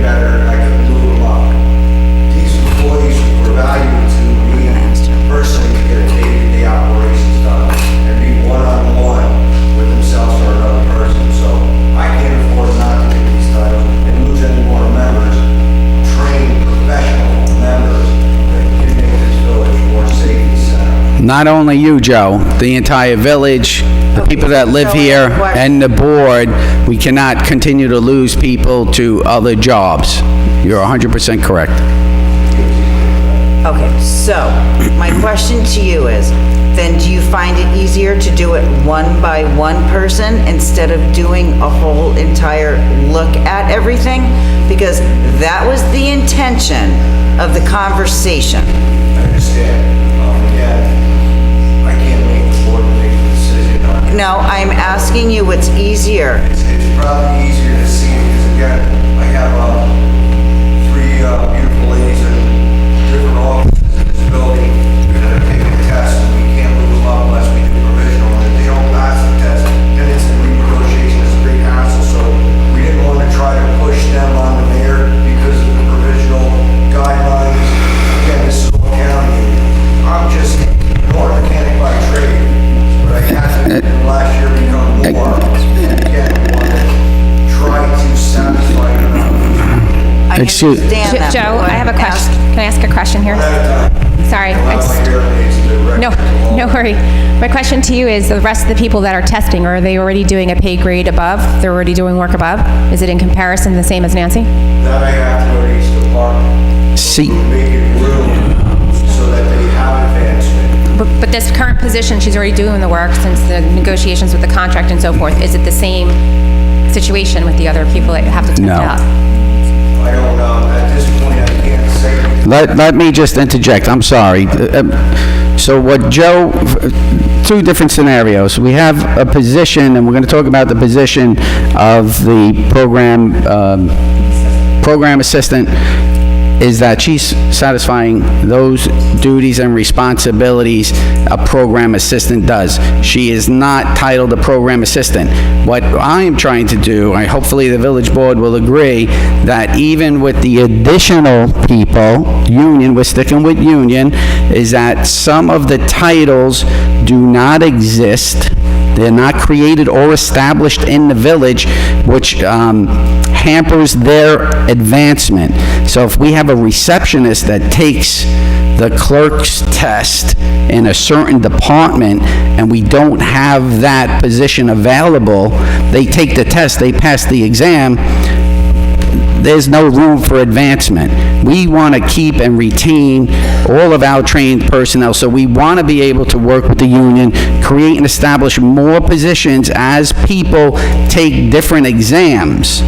In this case, the position, the exam was taken, the exam was passed, she's, she's top 3, and she's working currently out of title. I think she deserves it, and I don't want to have a grievance, and she performs a vital task to this village. And that was this discussion that was ongoing for months and months now. The village board, the new board, was just let's previously make that made aware of it. clear. That's what I'm saying. Right. Yes, and you did agree to it in the executive session. This board also agreed to it with the old board. And then you're going to have to piecemeal it. Yeah. The request for this was so that we could do everyone at an appropriate, fair, and even time. You can't, we don't have the grades established, we don't have those titles, we didn't assess the needs, and we don't have the test scores. Grades, but it's not in my contract. It's still always. That's what I was saying earlier, that we still have to clean up some of the verbiage, and then I gotta add the 35 hours. So how long so that will take longer than a month, in your opinion? Yes, absolutely. I'm asking Joe's opinion. I'm answering.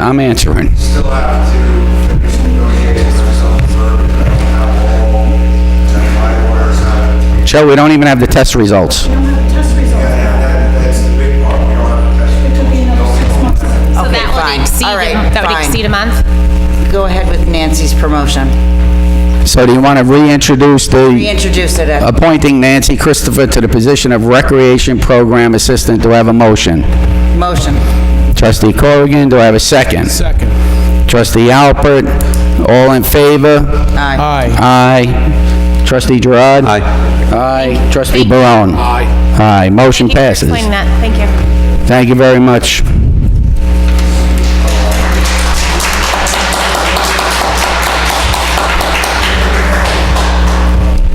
Joe Maraglino, 65 Wayne Avenue. A few years ago, from what I remember, this village was in the red, really in a fiscal crisis. I would like to thank the mayor for getting us out of it. And I'm proud to live in this village. I think there's a lot of pride going on around here. Our DPW guys are out there breaking their hump. I personally work for the Thruway Authority. It's a thankless job, guys, I know. Believe me. It really is. You guys do an outstanding job. Everything they do, the water, the sewer, whatever they got to do, the trash, the recyclables, everything. I see them out there all the time. They sure do. Plowing, it's not fun, I know. It's long nights. The police department, I'd like to thank Clark Osborne. He's out there all the time. He's nailing people on Wayne Avenue all the time. He's making the quality of life outstanding. He's nailing these guys.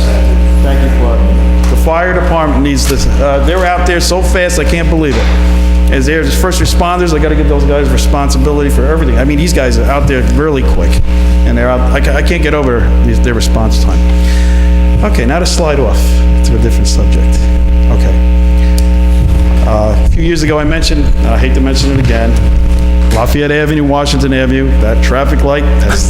I asked Joe to deal with it. A few years ago, he was a trustee up there. I'm going to ask one of the trustees to please help us with this traffic light. We asked for a delayed green light at this traffic light, especially coming south on Washington Avenue.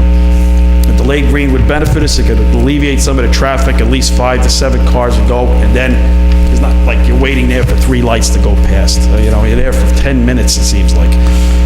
They researched it with the DOT a few years ago, and it seems like it got swept under the rug. Let me just speak to that point because I've been in direct contact with, I believe it's DOT, because they're doing that new, what's the bus route name? The new bus route, the Hudson Link bus route, and when I was in discussion with them, that they said they were analyzing that at the same time because they are replacing all of the poles and the overhead signal lights. So I believe it's on their radar now, and Mr. Zawicki, if we can follow up with them once again for the delayed green and the new bus route and the replacement, they said they were going to look into that. But just like we're getting the new sidewalks in the spring. Yeah, I was going to talk about that. Is it going to happen this spring? I hope so. I believe, Mr. Zawicki, the spring for the Wayne Avenue sidewalk project, is that accurate this year? Yes, this spring. This year. I mean, it's no fault to the village.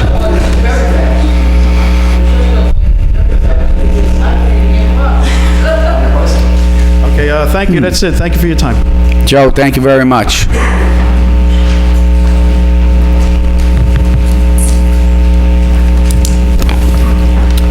Good evening, Mayor, Trustees. Seth Mandelbaum of McCullough, Goldberger & Stout, attorney for Avon, here with Michelle Dory once again.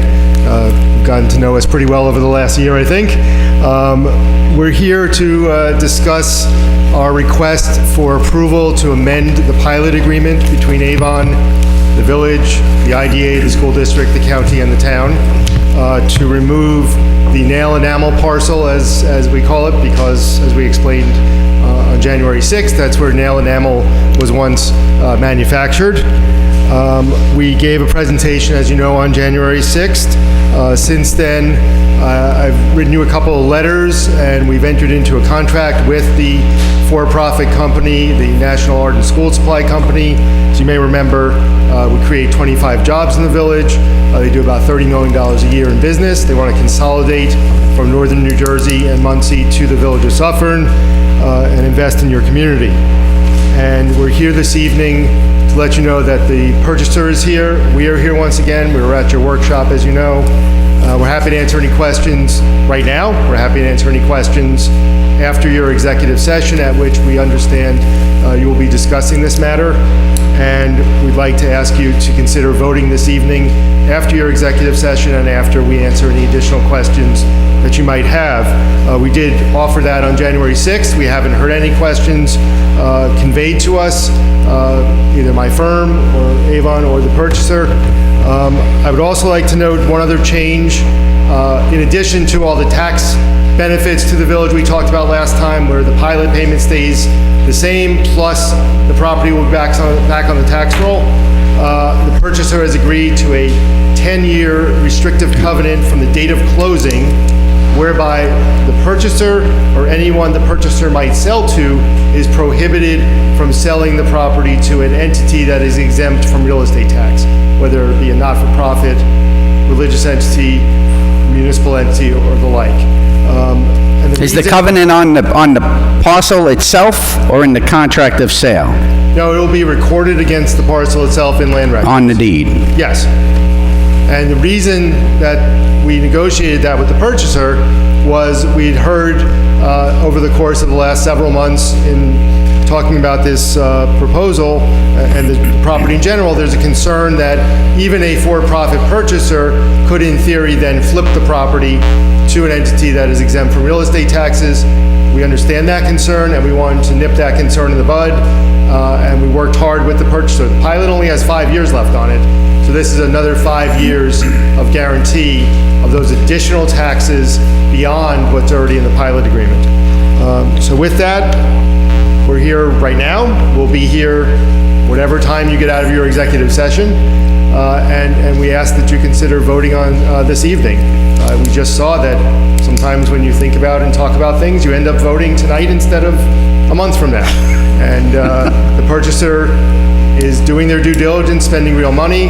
As you know, Avon has spent a lot of money on, yes, attorney's fees and other due diligence over the last year to try to move this underutilized asset with a use that is consistent with what's always been there and is appropriate and involves investment in your village. Okay, thank you. Does the board have any questions at this time? No. Okay, so we will be entering into an executive session. Thank you, Mayor. Thank you. Is there anyone else from the public that would like to speak?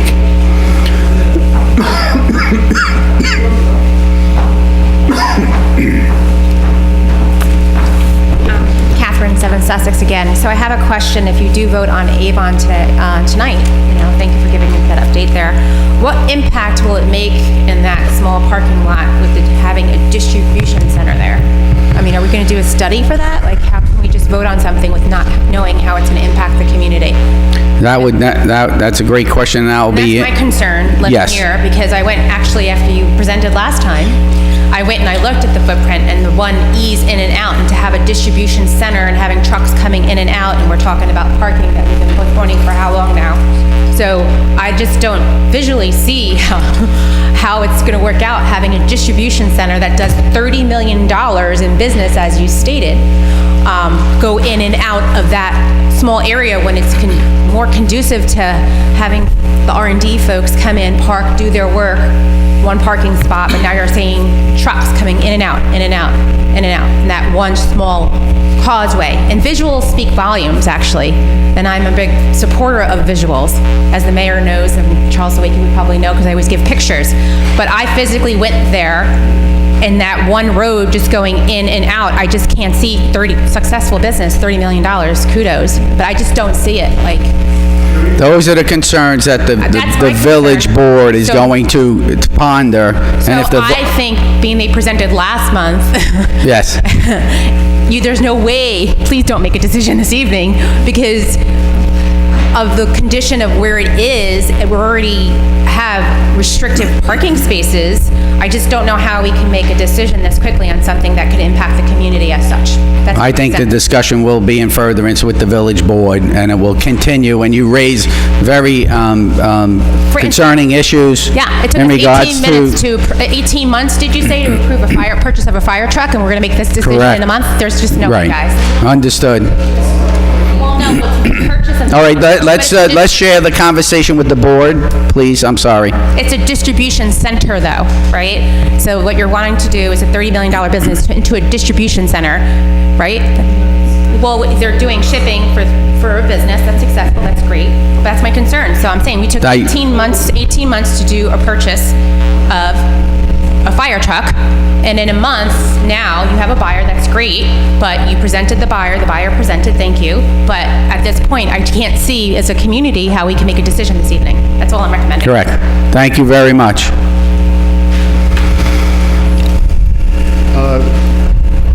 Two things. The historical use of this building, since it has no longer been manufacturing, which is about 20 years, right? Has been storage and trucks coming in, getting materials, taking them out.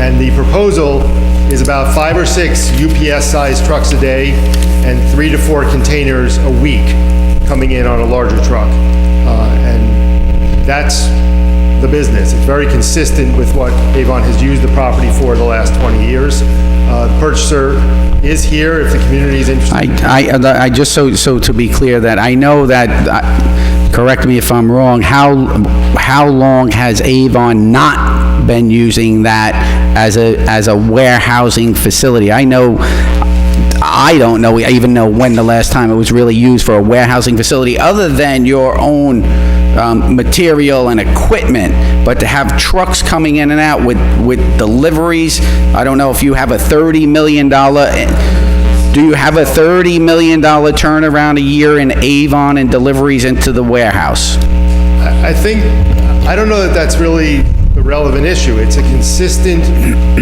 permitted use. I understand the permitted use, but you're saying that the use is going to be consistent what Avon has been doing over the past 20 years. It is not, because we're turning that into a distribution warehouse. They will be bringing in trucks and unloading trucks or containers and then shipping out trucks additionally. So the use and the defined use is similar, but the impact of the vehicular traffic is going to be different. It's definitely going to be increased. That's the concern I believe the resident is raising. I believe that are the concerns that the board will have to consider. We do understand the use in particular as defined in the building code. Okay, so is there a question we can answer about that? Or? No, I actually was trying to answer one of the residents in regards to the impact, the V&T impact on the roads in the Village of Suffern is going to be greater now, if amended with the new business, than it has been for the last 5-10 years, whatever it may be. There may be a small incremental change, but I think it's negligible compared to what the property has always been used for. I mean, this was a manufacturing property going back 100 years. In the last 20 years has been used for a very similar use. Michelle Dory, I think, would like to just make... And just so the public's aware that it's also I believe it's a pre-existing non-conforming use. Well, yes. On which zoning map you look at, yes. That's right. So what zoning map are you looking at if it's a pre-existing non-conforming use? Well, the one I purchased from Village Hall had it as industrial, but then that kind of evolved. But that's separate. Okay. Michelle, maybe you could just address the historical use the last 100 years or last 20 years. We have been using it as Avon's warehouse for non-hazardous goods and products, and we've had regular tractor trailers coming in and out of that facility for quite some time now.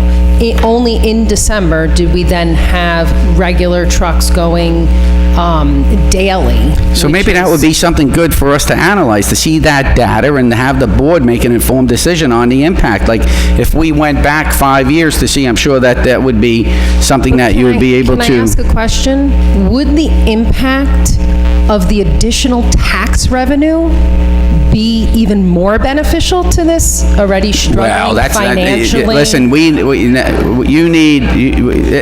this we're going to discuss at length in the executive session. I'm as a business person in this community, sitting at these board meetings, I can see some of the financial struggles and the additional tax revenue, the additional jobs, the additional commerce in your local community that this company can bring in. And we need to make sure that this is a fit for the greatest economic development for the Village of Suffern, with the least amount of impact on the Village of Suffern. And that is why we pursued the purchase of that property, as we all know here.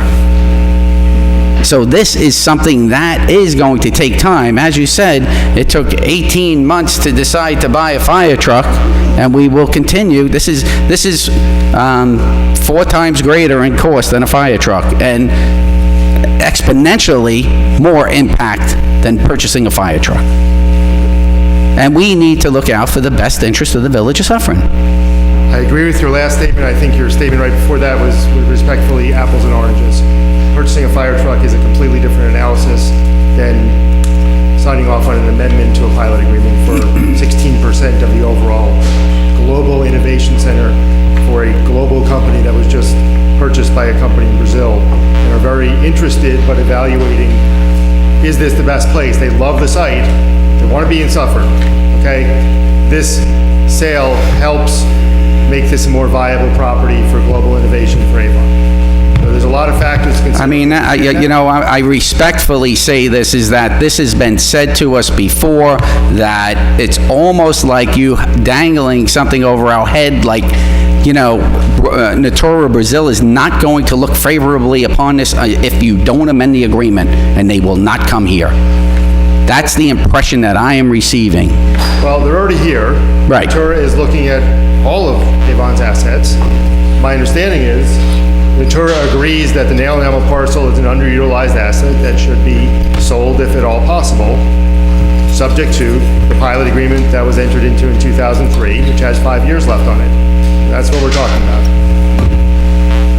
Okay, we will discuss it in the executive session. And we will be here. If any questions arise during executive session, we're happy to answer those questions. Great. Thank you. Thank you.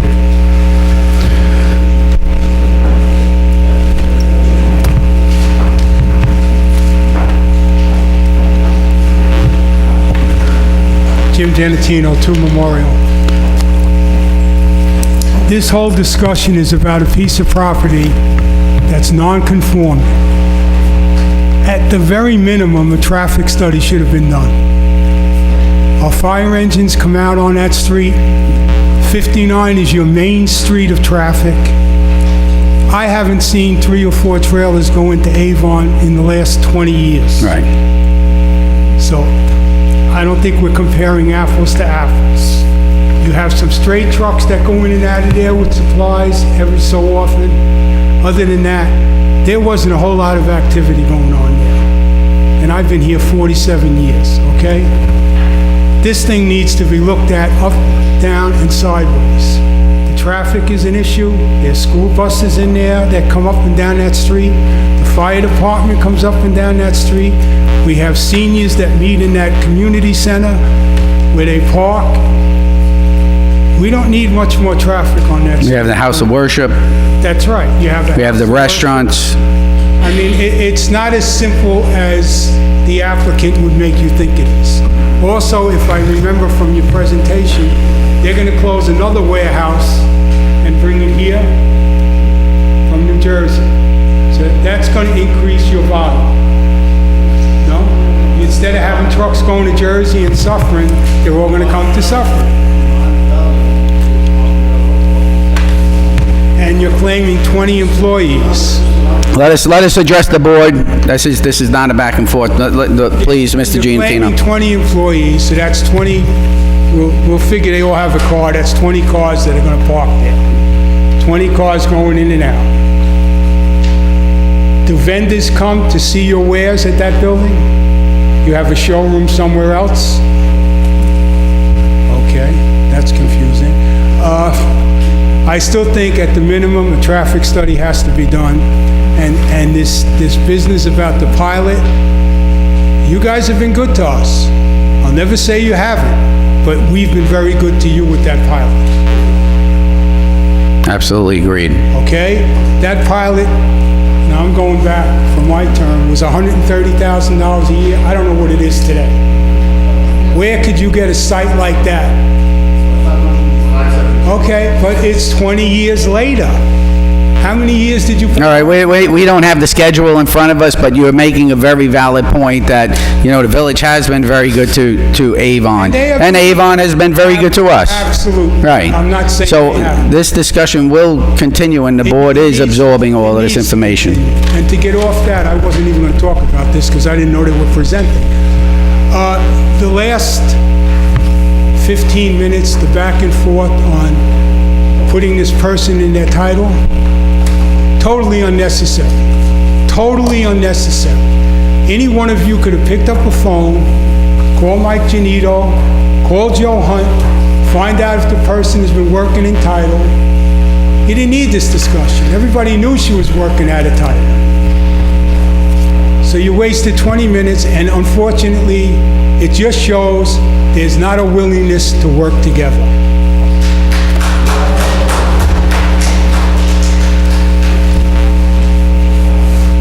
Carol Verano, Suffern. Sorry I missed the previous readings. I'd like to welcome Joe and Mr. Barone aboard. Let's hope we get together on this stuff. There's other stuff that has not been brought up.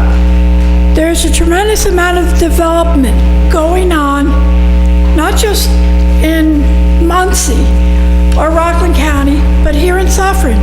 We now have the Tilcon Quarry, right smack dab on the Mulwall River, across the street brook from Avon. That is also going to impact our traffic. We can't just look at one item. We already know the impact from the Sheridan and the traffic down there, and what is now the Bowery that has the loading zone going there. Used to be a bowling alley. The Sheldon, you mean? Sheldon? Right. All right. Sorry. That's okay. All this adds up. It's not just the one impact. So we're going to have to look ahead to the future and really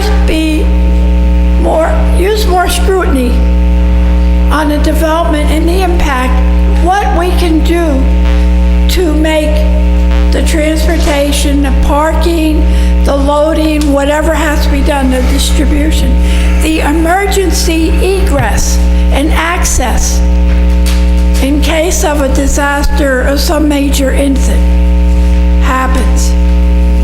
We live on an earthquake fault. The Ramapo Hills are long dormant, very much eroding, volcanoes still eroding. We have a caldera, which supplies our water. I remember a few years ago, before Mr. Markunas was mayor, they said, oh, we have plenty of water. But down the road, all these people with their own personal private wells started losing them because the water table was dropping, our water was going down. We have to look at the total impact. That's what I say, Carol. That's anything that we analyze needs to be analyzed from an environmental standpoint too. Also, including the water and including just what we passed here with the young ladies from Suffern High School and the environmentally climate-friendly village. We have to look at the totality. You're hitting the nail on the head. You have to look at the greenhouse emissions. You have to look at the truck traffic. You have to look at the water use. You have to look at it in totality. You're absolutely right, and we appreciate that. And we did, within the last few years, have a couple of mild earthquakes. Very solid building where I've been staying. It's got cracks in it since I moved up there from a couple of earthquakes. Better be careful. I mean, that's up there by the pavilion on Pavilion Road. Yeah. That's the fault line. That's a fault line, yeah. So we really need to consider when we... We will. We will. Thank you, Carol.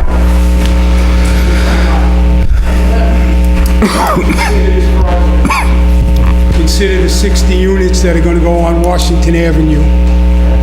Consider the 60 units that are going next to Esther Gittler. That's another 100 cars apiece on the road. So it's not as simple as it looks. Thank you. Anyone else? It's a familiar face. Moira Hertzman, 458 Hopi Court. I am here this evening to receive an explanation by the Board of Trustees as to why Mr. Rice is not sitting on the podium this evening. In addition, I want an explanation from the Board of Trustees that explains their justification for usurping the power of the mayor and their powers as trustees. every single one of the trustees sitting on this board is well aware of the open meeting requirements for governance in our village. Why did you hold private meetings with Mr. Rice and negotiate a contract without making the public aware of your intentions? You had every opportunity at both the November 26th workshop and the December 2nd board meeting to take it and make it an item for the agenda. As a matter of fact, on December 2nd, you were asked to go into an executive session, discuss the situation, and Trustees Girard, Barone, and Corrigan refused. Why did you refuse to meet throughout the month of December? Was it to stall until the current legal counsel was no longer in contract and the mayor had no representation? Without the authority, you attempted to take control of governance of this village, put in place an attorney who, according to LOHUD, represents many developers within the town of Ramapo that have decimated their zoning laws. How did you even discuss potential conflicts of interest, and how could Mr. Rice represent both the village and his developer clients? As your first actions of a village board, you betrayed the public trust, you ignored your oath of office, you cost the village $47,000, and at the very least, you should offer your resignations, allow the residents of this village to find representatives who are going to be open and hold transparent government, be truthful, honest, and work for the people, not your own self-serving interests. You think you would have learned at last month's meeting, yet you continue it on tonight. How do you think you can effectively govern this village with your behaviors?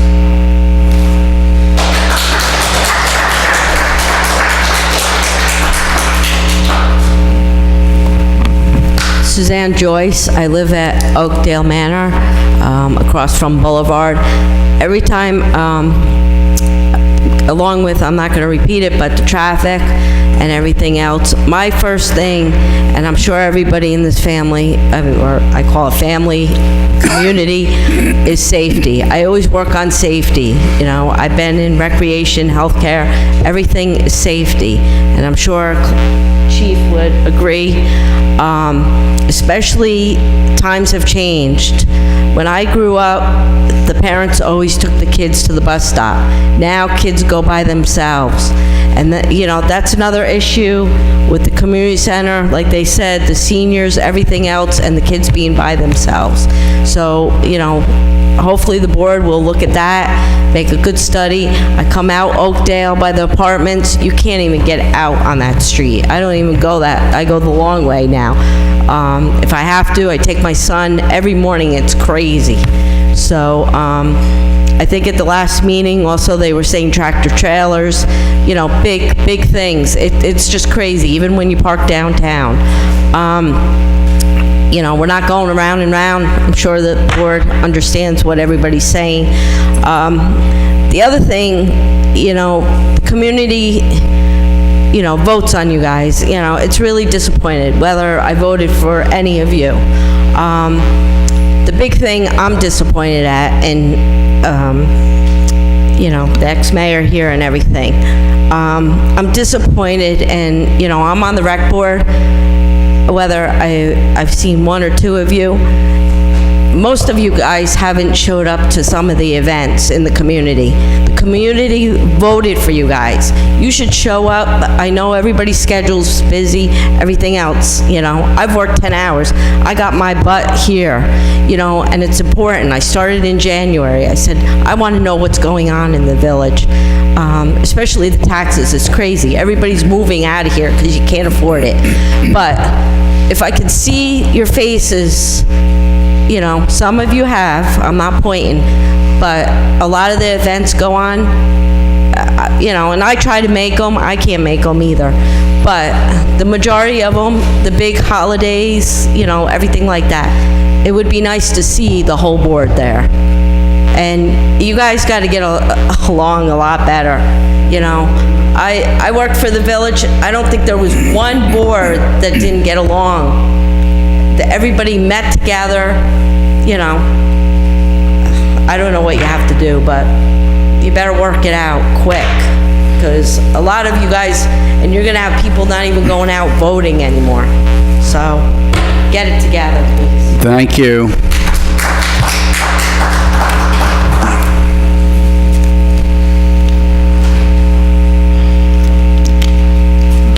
Thank you for giving me the opening. Because I'm here today, at this moment, representing the Community Foundation again. Our next community recycling event will be Saturday, March 28th. The theme will be spring cleaning. And as you just brought up, young lady, I would love to see all 5 of you there that day helping out. I know some of you were able to at the last one we had back in the fall. I'm giving you 8 weeks' notice. Giving everybody 8 weeks' notice. Start piling up your stuff. It will be substantially what we did last time. Batteries, medicines.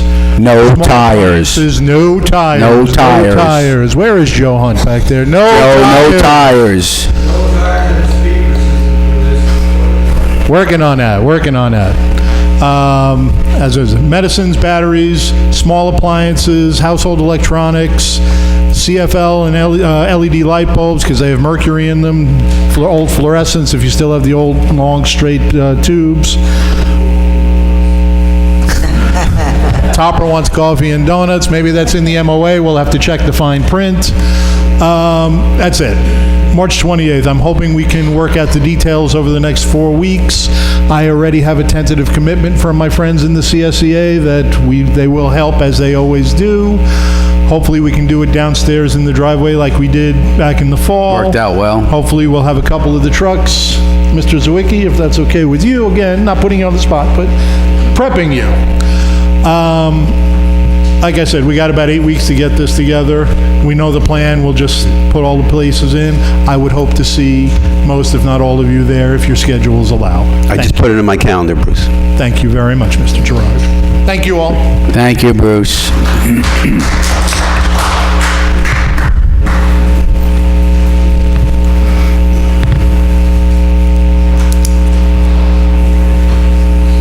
Tim McInerney, 8 Pavilion Road, Suffern, New York. I come in front of you as a commander. Come in front of you as a commander to post 2973 of the VFW. That post has been in here since 1934. It ceased to exist as of January 31st. I had to close it. So I just thought I would let your board know. The members are dwindling and we can't help the community anymore. The last couple of years, we've been out there doing a lot of things. We just don't have it. So most of my members, I'm the youngest one. I've been up to 52 years. Most of my members are 90, 95. Okay? So it's just, we just had to do it. Change the times. So I thought I would just let the board know. Thank you, and thank all your members of the VFW.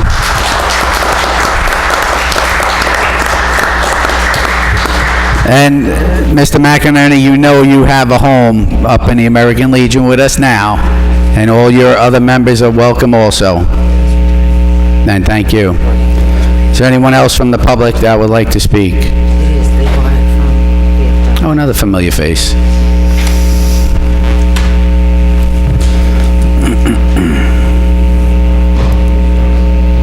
Hi, Village Board. To reiterate what Moira Hertzman said, the resignation of the 4 trustees would be a delight. And I'd like to see 4 trustees up there that want to do something for the village, except their own agenda. And that cost us a lot of money. Some of the members up there know what costing a lot of money is. She was there before. So let's get a new village board here. Maybe you could figure out how to do a new election. Thank you, Mr. Hagan.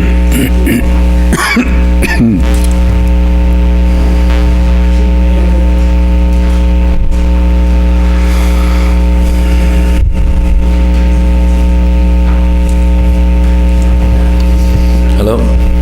Yes. I wasn't planning to talk, but I feel the resident... Just please state your name and your address. Oh, the first time. Lee Lefkowitz, 21 Dorset Road, Spring Valley, New York, 10977. I wasn't planning to talk at all, but I heard the concerns from the residents regarding our company, so I figured I just want to lay out a little bit of the facts. So people are used to know that the distribution center means they own like 10, 20 trucks and all they come in and out. We don't own our own trucks. We do basically bidding for the Board of Education all over the country. And a typical pallet is like a $5,000 value. We don't sell copy paper or that kind of stuff because we like to make money. And those are high volume, so there's no money in it. So on average day, we have like 20 pallets. If you make the math, 20 pallets a day is exactly $30 million a year if there's 300 working days.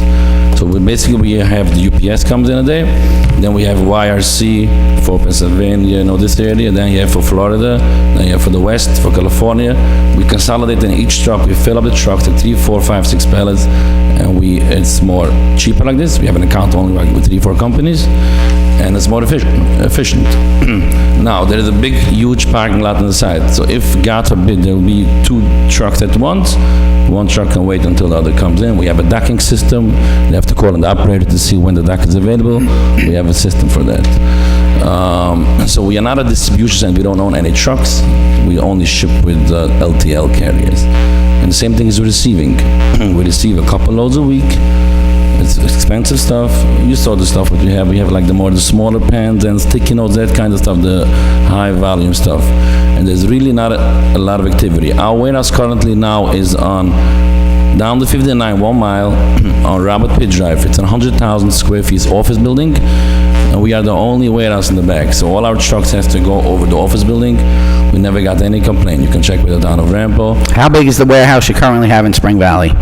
In Muncie, it's 17,000. 17,000, and the other warehouse facility in New Jersey, square footage? 8,000. 8,000. It's basically the same customer, for some reason originally we have like 2 locations, so it's really the same, there'll be more trucks, understand? We have some items here, some items there, it's for stupid reasons.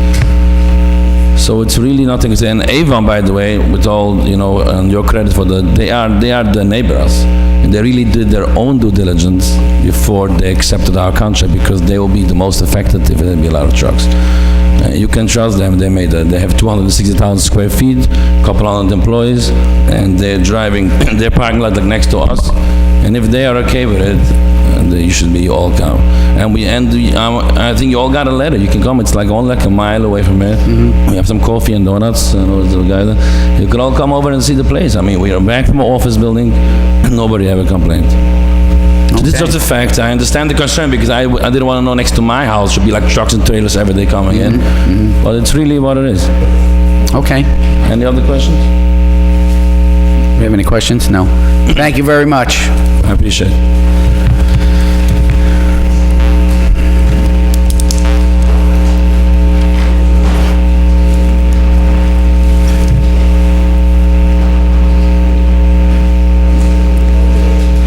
Tony DeVanzo, Crestwood Drive.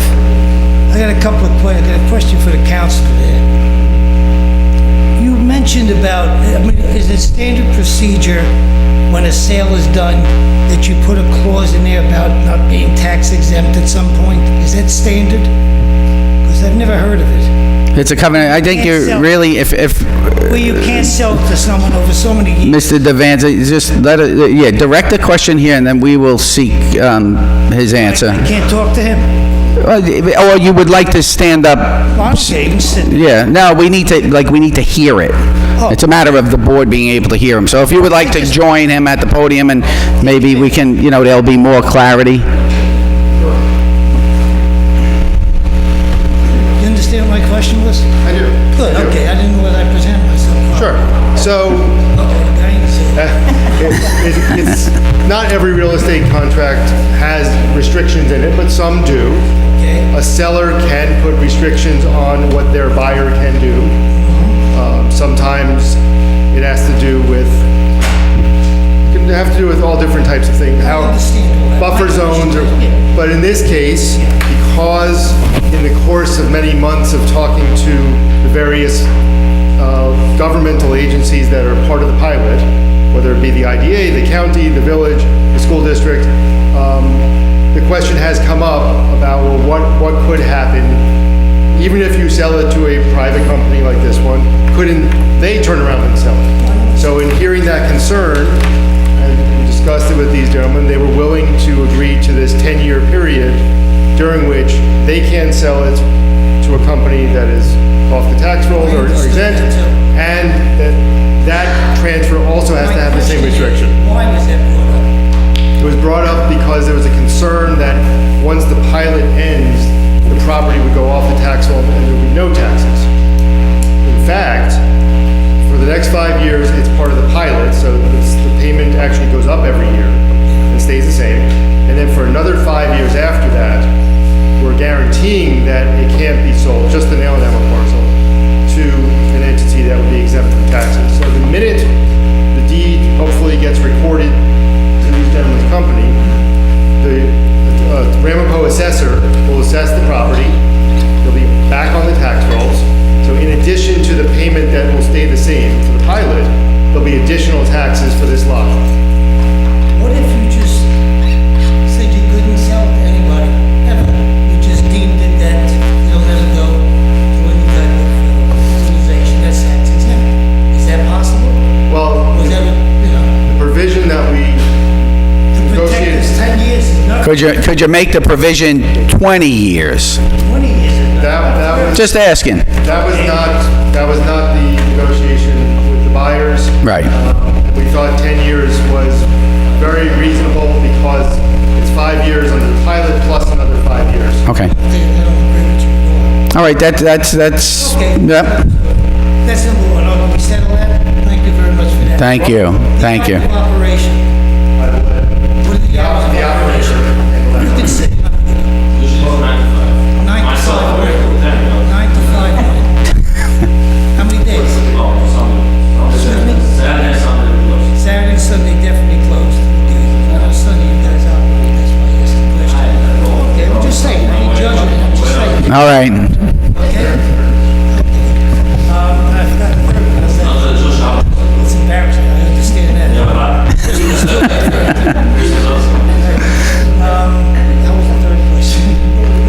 Good, Mr. Devanza? Anyway, I think you covered what I was really looking for. He is, Thanks. yeah. No problem. Thank you very much. Thank you. Thank you. Is there anyone else from the public that would like to speak? It's the Devanza Show. All right. Laura Hertzman again. So, since the Board of Trustees' recent actions have caused us to not have an attorney, how are you getting legal advice when you go into an executive session this evening? If you have any question with regard to something beyond any of your expertise. Right now, we're relying on Mr. Magrino at this point. Mr. Magrino. Mr. Magrino will be attending the executive session this evening. So I would suggest that you definitely don't hold anything to a vote until you have a permanent attorney affixed who can provide you with counsel on an ongoing basis, not not to do any disservice to Mr. Magrino, but you can't keep throwing in a temporary attorney to handle Long-term issues. long-term issues. Thank you. Is there anyone else from the public? I have another question. I'm going to be with him shortly. You need a break? All right. My question, you said you get about 25 employees. What level? I don't want to knock anybody down. What level employees are they? You know, okay. So these 25 people sort of like buy things in the village and stuff, right? They'll, you know, like coffee and what have you.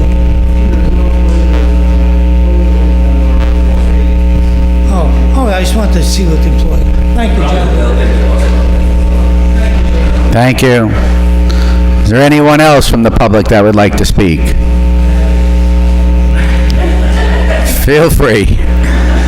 Okay. Otherwise, we are going to take a 10-minute break. Is that good? Yeah. Yes. You guys good? Thank you. All right, we're going to just take a 10-minute break, and we'll be right back.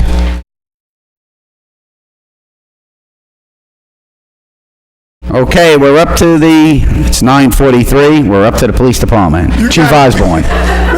When the 9:43 gets started, and a couple things to go over, just a few things to vote on for you. We did have a pretty busy month in the month of January. We had 769 police calls and blotters for the month.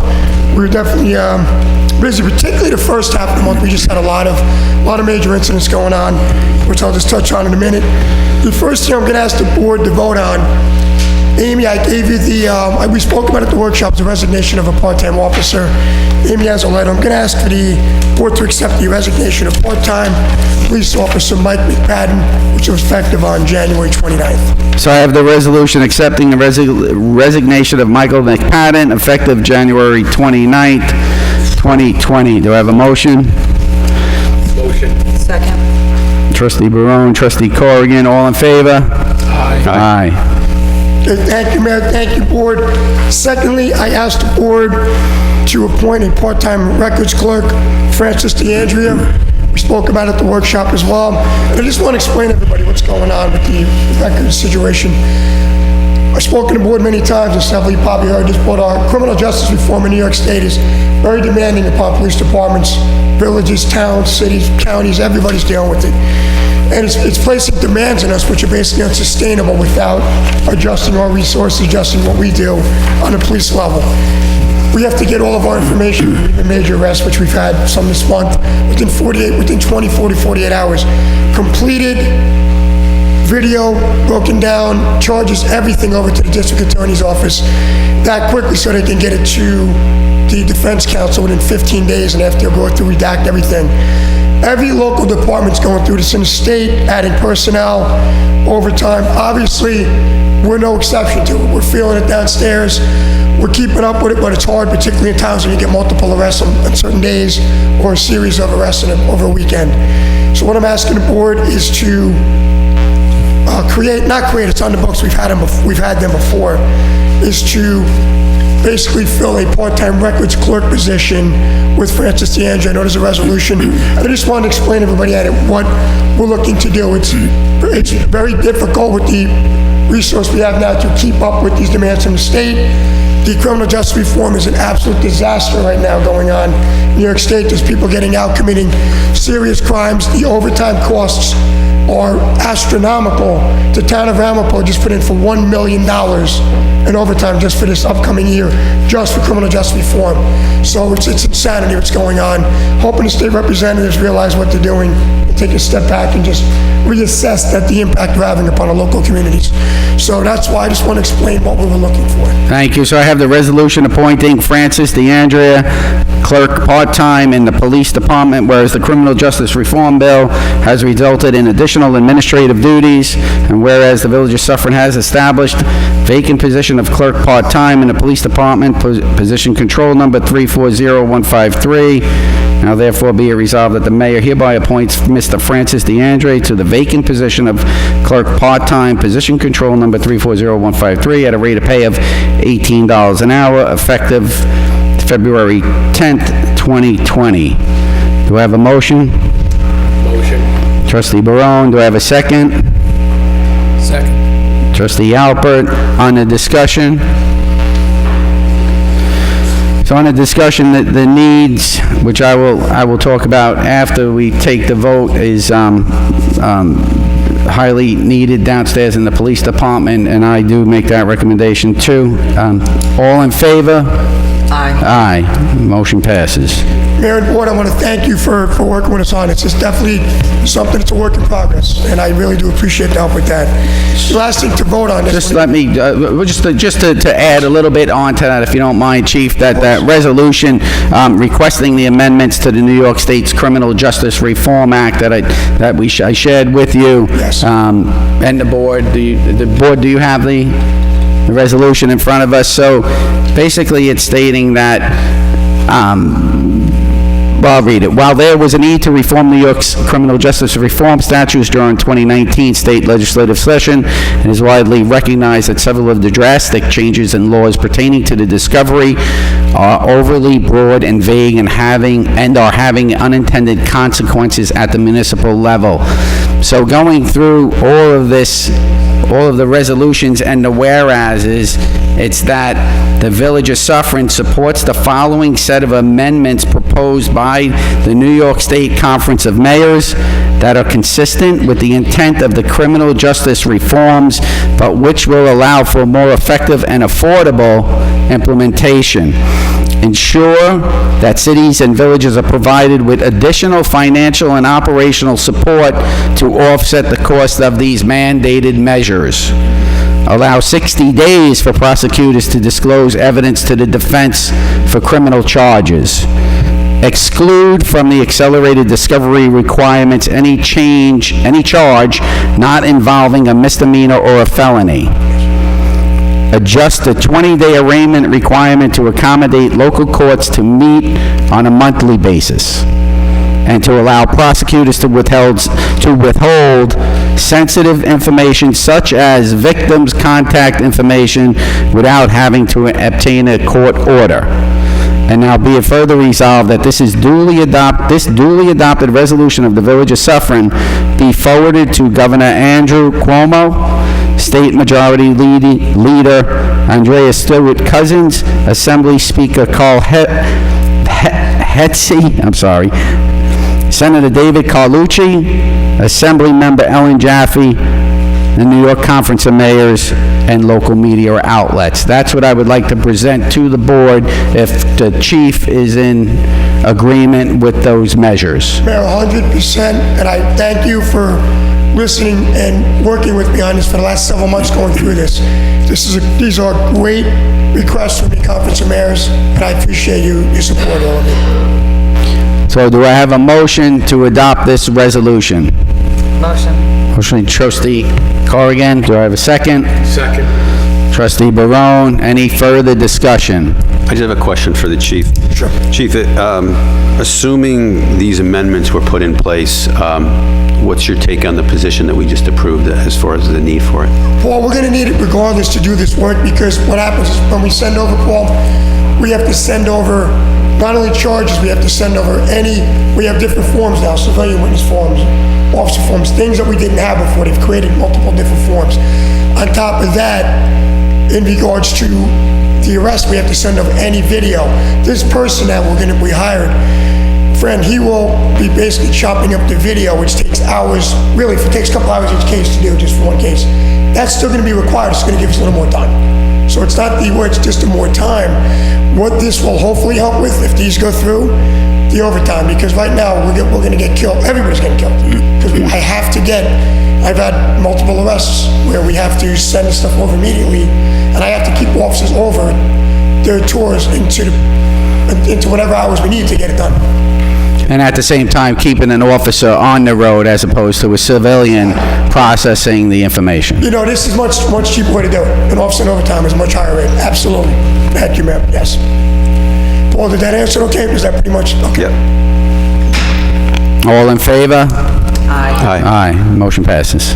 Great, thank you, Mayor. Thank you, Board. And just a quick update on had a lot going on tonight. But just real quick, we had a very busy month down there. We had some serious incidents. We made some burglary arrests of dwellings, some drug arrests, some domestic violence arrests. We had 2 overdose deaths, both from heroin in 12 hours. We had overdose saves, Narcan saves. Every one of us are trained in Narcan and, emergency first responder, basic life support. AED use, CPR. We also had a massive missing person investigation, which started December 20th. Actually started December 22nd, December 20th. A 18-year-old Wilson Ash from the Village was reported missing to us 2 days after his family had seen him. On December 22nd, we started a massive investigation with our Detective Bureau, Detective Sergeant Rick Marsh oversaw it. First couple of weeks, we worked it hard on our own. We realized it was getting very extensive, very widespread, so we engaged the help of the New York State Police out of Haverstraw, out of Monroe. They sent a team of investigators to us, helped us with the case, took over the case with us. We tracked down over 180 leads in the case, pinpointed down that the 18-year-old was last seen on Wayne Avenue in the area of the Thruway Bridge. At that point, we focused up. We had aerial support, we had helicopters. We got numerous calls. You probably did too. The helicopters were very low. Checking the area last seen them. We had divers in Lake Antrim and the rivers. At that point, we had canines, we had cadaver dogs, search and rescue dogs, and then we gave it one last-ditch effort. We checked the mountains on Martin Luther King Day to no avail. Last-ditch effort last Sunday. 84 volunteers came in from ComSAR, Community Search and Rescue, which is a group out of here in Rockland County, and they brought groups in from all over, from South Jersey, from the Adirondacks, the Catskill Mountain Rescue Team, and there were teams broken up into 3 or 4 rescuers, trained civilians, and after about 2 hours of searching the other area we thought that our missing person could have been in, our investigation proved right to where we thought. Unfortunately, he was found deceased in the water underneath the Mawa River, where Lake Antrim turns into the Mawa River, underneath the New York State Thruway Bridge. So we were able to get him out of the water, positively identify him. An autopsy was concluded last week by the Rockland County Medical Examiner's Office. We don't suspect any foul play. We're just waiting on toxicology to come back, which could take up to 8 weeks to get back from the state police. But at this point, we don't suspect anything happened from the initial autopsy. Actually, tonight was the wake. Mayor and I stopped over, let the family know. We had an interpreter. The family does not speak English. The family is going to send the body back to Guatemala, and the community stepped up big time through the schools to help pay their funds getting back. So I just felt that needed a little bit of explaining because it was all over the place. State troopers knocking on doors. I had drones, I had helicopters, I had divers, I had everything possible out there. And I just felt the community needed to know the extent we went to bring this to a conclusion. Unfortunately, it wasn't a conclusion we would have liked, but it was brought to a conclusion. Unfortunately, with these kind of situations, the longer the time frame goes, the less likely that you look at the algorithms and you look at algorithms, you look at statistics and realize that these statistics basically don't weigh heavily in our favor at that point. But we didn't quit until we came to a conclusion. So, and thank you. I know, Mayor, you stopped down on the scene. We had the divers out, very cold day, and one person did ask, and I just want to clear it up. We had divers out there. Why didn't we find them the week before? And water's very tricky. Mayor, particularly you're a diver for the NYPD. The way the currents go, and what we think might have happened is the night before we found him, there was heavy rain, heavy current, the lake and the river again. We think everything got churned up, and that's why we think we were able to spot him. It wasn't easy to spot. We had a spotter up top, spot the body up top, so it wasn't something that was an easy spot anyway. So we think that's probably what happened. And with the state, after meeting with the state police, that was our conclusion. It was an extensive search, but, we achieved the goal, and tragically, found them, but thank you for, a great job once again. Thank you. Definitely a busy month. I appreciate it. We definitely had our hands full this month, and I do appreciate the support. Thank you very much. Thank you.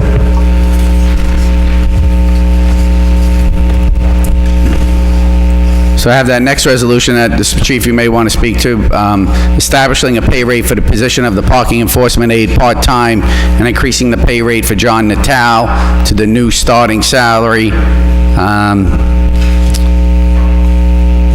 Without reading the entire resolution, starting pay rate for parking enforcement is increased to $15 an hour effective January 10th.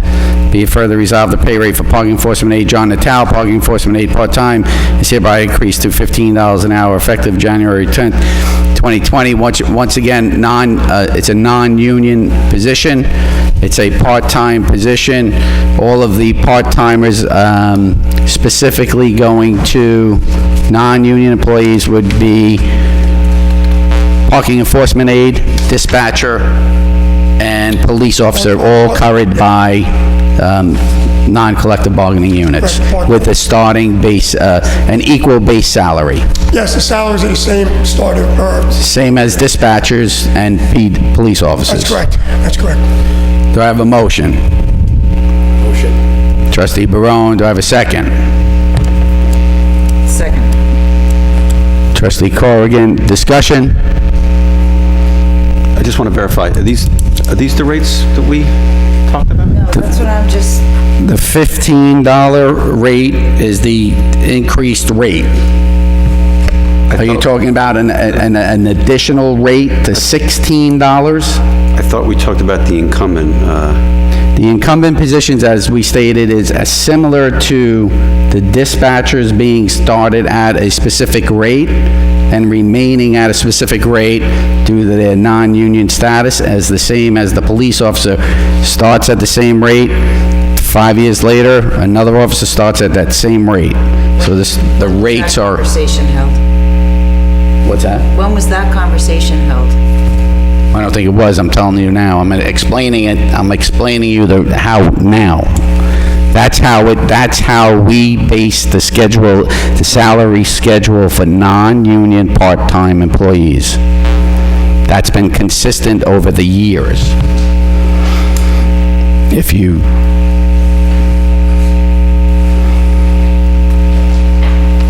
Do you follow? I do. I'm just going back to the conversation that we had at the workshop. Right. I thought it was different. Yes. But the 15... The guy gets 15, and the old guy goes up to 15. Is that what's going on? Yes.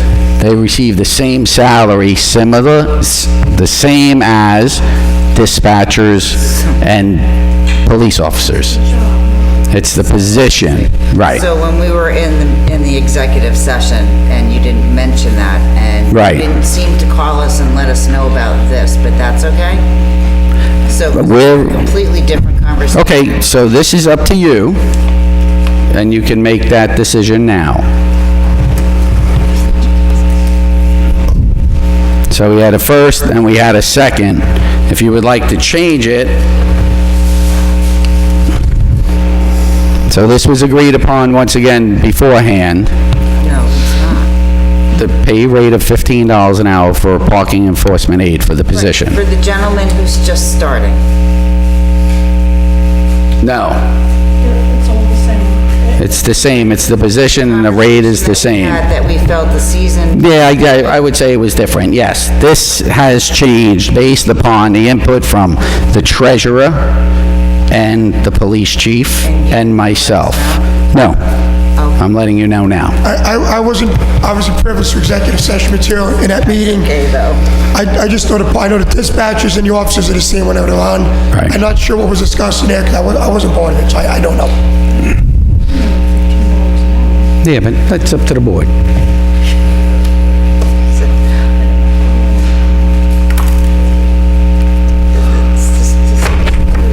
Fine, just take a roll call vote. So this is something you agreed to at the workshop, and now you're changing? I'm just trying to understand. I'm just trying to show you that what we spoke about in the workshop is inconsistent with what takes place with non-union village employees. That's additional information right now.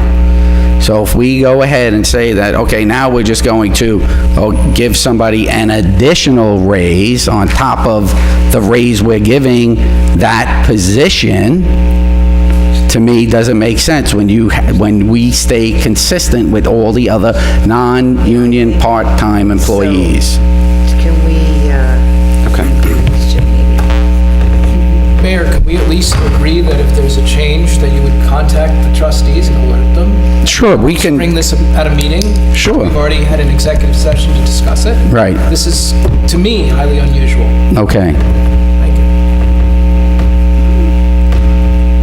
so you spoke with Mike Janito about this, and Clark, I'm sorry, is this normally how things are done? Because Honestly, Joe, with the parking authority, we took it over just a few years ago. I took over the enforcement officers. They came in at the same rate. I don't know what was, I never had anything to do with the salary, nothing to do with it, because remember, the parking authority was a separate entity. Yeah. Parking enforcement came under me this last few years. I just handle the enforcement officers to make sure they're doing their job. It's pretty much my only involvement with them. That's what it's always been. That's all the police department does with them. okay, so where was the advice given that they should both start at the same rate? That was made based upon the salary structures that we were working on overall throughout this whole process for non-union employees. Have we seen that structure? Yes, I believe it was provided to you by the treasurer.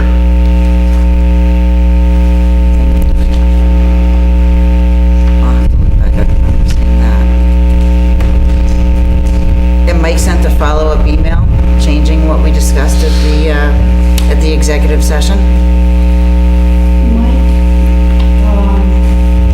Received the input from the board and wondered why you would want to go against the internal and external pay rates conducted by the treasurer, the clerk's office, the CSEA, and Rockland County personnel, establishing the pay rate for the job, which is consistent with what the police department, the dispatchers are doing. That's the job. The position and the job, not the person. And now you're getting into now, finally, with this agreement, we have the charts that are now established, which was part of the agreement of the MOA, to establish these pay charts. This was what the whole MOA. And go into the big picture and the furtherance of the discussion of possibly incorporating the parking authority into the building department and a subset of code enforcement and removing it from the police department. That was the entirety of the discussion. And based on that discussion and based on input from the treasurer's office and the pay structure itself, this was the best route moving forward. I understand that it may be a little irregular that at the executive session, we decided 15 for the new guy, or the new guy, and 16 for the old guy, but, you know, I understand your explanation, and I'm willing to vote yes. Mr. Alpert? Yes. Mr. Girard? Now that it's been explained, yes. Ms. Corrigan? Yes. And I vote yes. Thank you, Chief. Good, thank you. Next. I believe I did. First and second by Trustee Corrigan and Barone. Okay, wow. Mr. Zawicki. Department of Public Works. Okay, good evening, Board. Before I get started with a number of resolutions, I'd like to introduce Mary Beth from Delaware Engineering. She's going to give a brief presentation on the wastewater treatment plant. All right, thank you.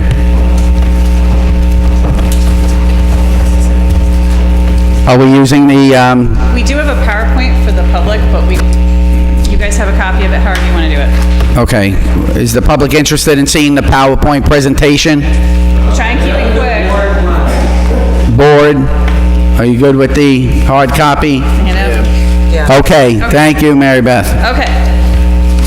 So my name is Mary Beth Bianconi.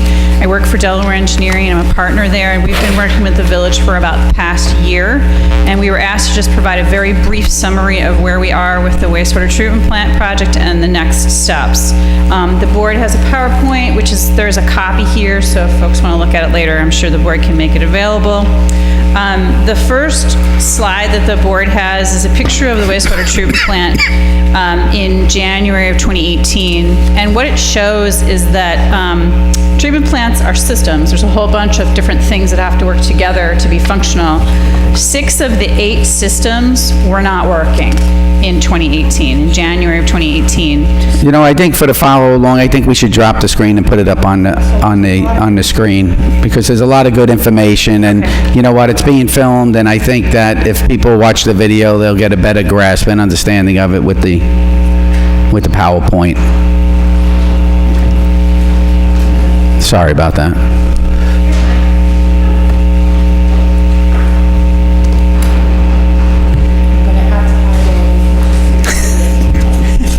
If you hear yelling and screaming.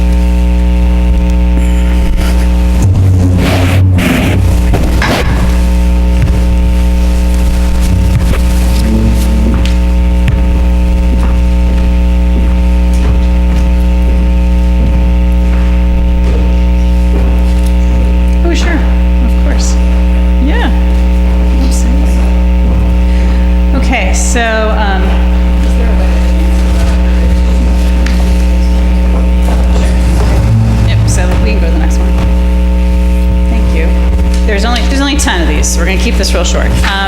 So the graphic that you're seeing is like a depiction of the wastewater treatment plant and all of the different tanks and units that are out there to make it work. Everything that's red or red and blue is not working in January of 2018. The plant is not able to meet its discharge permit limits, which are special limits that were given to it because in 2011, a consent order was issued to the village to make repairs to the plant. So we can go to the next one. Fast forward to October of 2019, and what you see is a lot of green. It's the same image, but everything is working now. What's the difference? The difference is that in the fall of 2017, under the mayor's guidance, the village initiated what's called an operational excellence plan to evaluate what was going on at the plant, why things weren't working, and get them working again, and to work towards addressing the consent order. In April of 2018, the Operational Excellence Program was officially adopted by the village, and that set out a series of very specific steps that were undertaken to try to address the concerns. JCO, which is the company that contracts operates the wastewater treatment plant, spent a significant amount of time evaluating why things weren't working and trying to understand why processes were offline and to bring them back online and to get them working as best as possible. So this is kind of where we entered the picture. I won't go through this. It's a lot of different things. I went over it the last time I was here, but before January of 2019, the village had engaged with a lot of different professional services firms relative to the wastewater treatment plant. Unfortunately, the consent order schedule of compliance was not being met. Something that folks who are familiar with this project will call the plug flow design, which was a type of technology, had been submitted to the state but was simply not approvable. It didn't meet regulatory requirements. The firms that the village had been working with were not positioned to provide operational support, engineering support to the operations staff, which is really important. Those two entities work together, the engineer and the operator, to make things work. On the good side, the Village had conducted a lot of work on the collection system, which is the system of pipes in the community that help reduce the amount of rainwater that's ending up in the system that impacts plant processes. So there was some positives, some bright notes, but the treatment plant remained challenged. Quickly throughout 2019, we came on the scene in early 2019 originally. We can go to the next slide. Originally to provide some operations support, help the operators. We were originally interviewed by the village in the fall of 2018 along with a number of other engineering firms. We were selected to assist the village with this process. We were requested to provide operational support in January. Our original contract was $7,700. We conducted that work through the spring. There was a series of meetings that occurred with the state regulatory agency, and determination was made that more steps needed to be taken to bring the plant into compliance. Among those were addressing the consent order. It was out of schedule, and so the consent order is a legal document that requires the village to do a series of steps. Because it was out of compliance, a renegotiation was required. So we worked with the village staff, the mayor, Amy, Mike, Charles, the folks from JCO, to work with the state to renegotiate that agreement. And then lastly, we also needed an engineering report, which is this big fat thing, to get through the state's regulatory process as well as to support grant applications. So through 2019, our total work with the village was $42,700. And from my perspective and working with many, many communities, we accomplished a lot in a really short period of time. Most importantly, by the end of 2019, through a lot of leadership from the mayor and the staff here at the village, we were able to secure a grant for the village for $2.25 million to support a portion of the cost of the improvement project that needs to occur at the wastewater treatment plant. That's 25% of the project cost. The village is also eligible for low-cost financing, which the village had been working on for some time, but was running into some paperwork issues and processing things because of needing information from the engineer. So we were able to provide that information, and working with Mike in particular, get through that process. We're almost at the conclusion of that process, so the village can access that funding, which acts like a line of credit, so there isn't a budget impact to the work that's being done at the treatment plant in the short term. And the net result of the grant is that it reduces the burden to taxpayers to pay for the project. So we can move to the next one. The other thing that happened at the end of the year was that that work that we did with the village back in June and July with the state resulted in changing the consent order compliance schedule, and it's nice, it's fairly simple. It, in the past, had many, many triggers. We've reduced it to 3 simple things. We need to have a design for the treatment plant done by the end of the year. We need to issue notice to proceed for construction of the improvements by September of 2021, and we need to have construction complete by May 31st of 2023. Sounds like a long time from now, but if we go to the next slide, this is the schedule of kind of big picture actions that have to be taken to get there. The design of the treatment plant improvements is going to take about a year to do. I understand that the village wants to be very sensitive in the design to make sure that we're incorporating energy efficiency measures, looking at things like solar, making sure that the design is robust, that it will withstand flood impacts, those kinds of things. That takes time. So we need to, frankly, to meet this schedule, we need to get started on engineering work pretty much immediately. The other thing that's important about this is to close on that short-term financing, which is the bridge financing that allows the village to move forward without a budget impact at this time. An engineering contract is a requirement. So we need to kind of get to that point.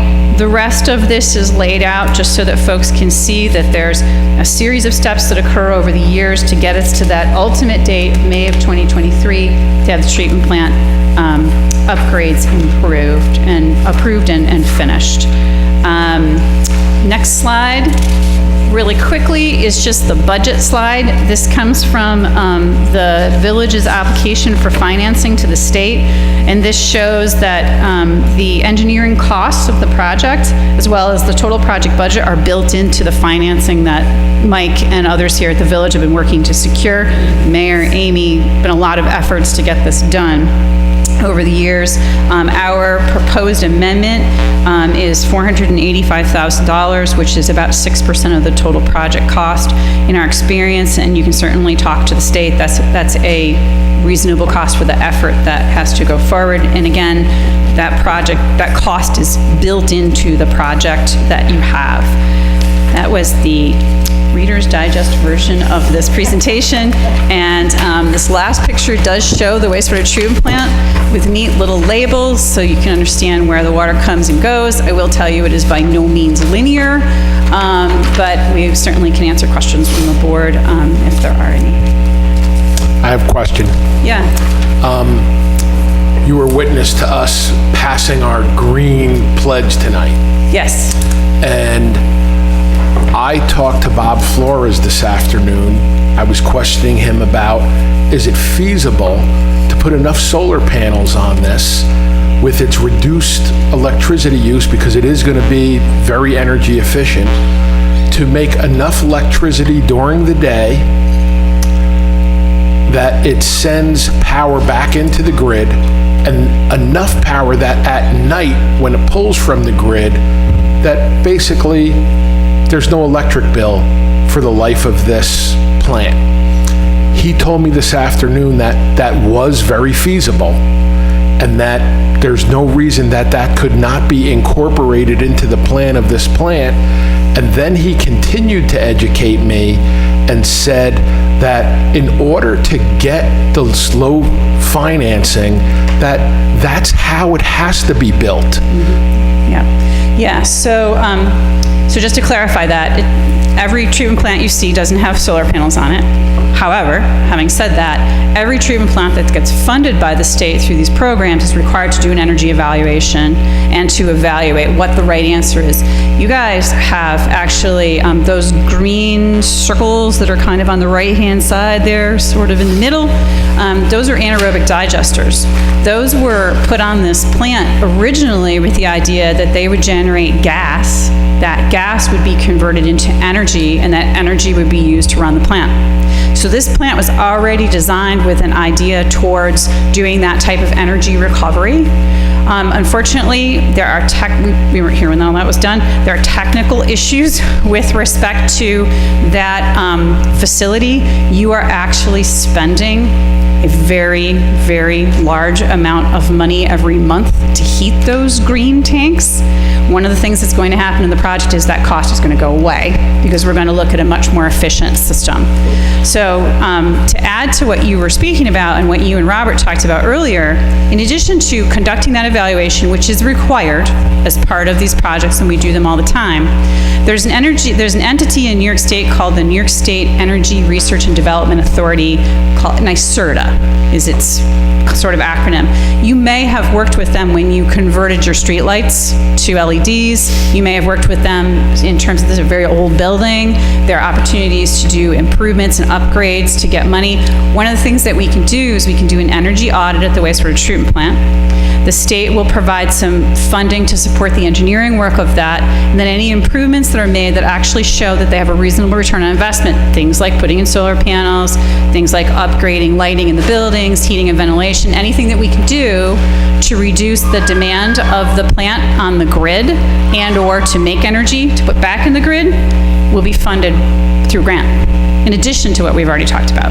So that's part of... my yes vote includes all of these things. Right, so that's part of this. It's part of the scope of the work is to do those kinds of evaluations. One other point to make is that your technology that you have is not, it's a little bit of an energy demand technology. We're proposing a technology that's very similar in terms of energy demand. One of the things we have to think about is that as we treat the water better, we improve water quality, there's a cost to doing that.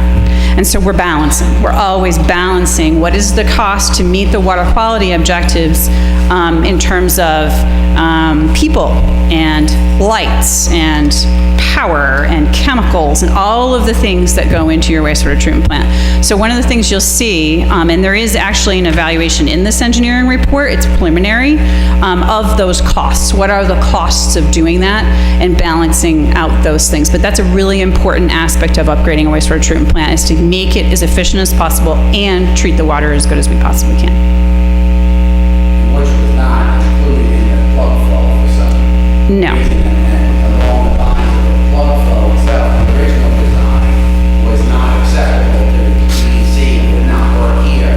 And the Village of Suffern based on our design of the current that we have. Exactly. We designed these wastewater treatment plants to a set of standards that the state adopts. And for reasons that are hard to explain, the proposed technology simply didn't meet those standards. The state didn't have the latitude to approve it.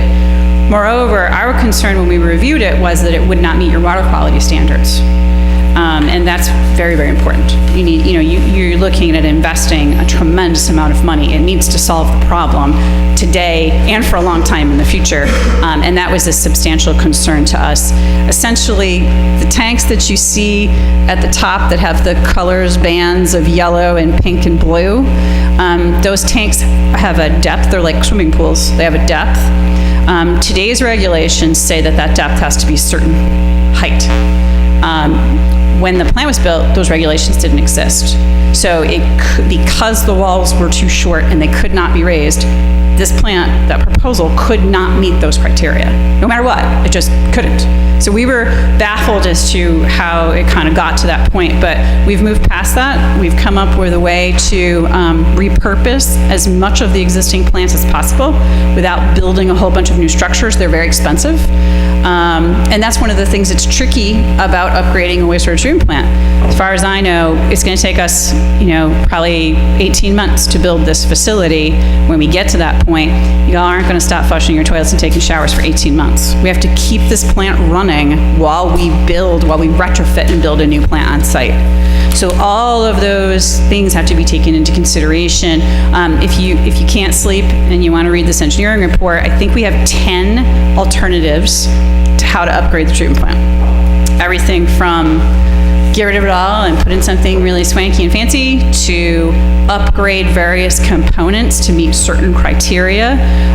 We've recommended an improvement that is durable, sustainable, considers energy consumption, considers operational challenges, what the people have to do to make it work, looks at automation to reduce that burden, all of those kinds of things. But this is a starting point through the design process.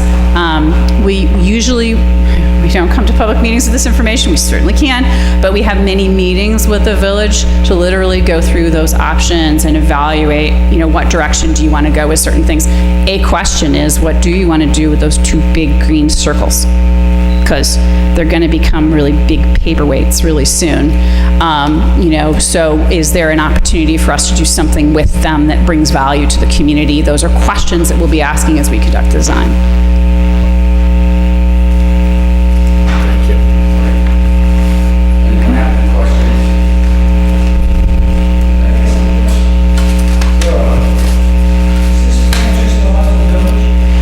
Yes, it's yours. Just you. We're also on a separate track. We're working with the county to evaluate all of the waste. This is a completely separate project to evaluate all the wastewater systems in the county. There are many. And the purpose of that agreement is to evaluate opportunities for the various communities to either share facilities, share buying power, share a whole bunch of different things. Your facility, as you probably are aware, you guys are kind of pretty far away from a lot of other folks, a lot of other wastewater treatment plants. The closest treatment plant to you is the treatment plant that's in Hillburn. If you're on the highway and you go around the bend and there's the mountain and the big green, that's it. That's owned by the county.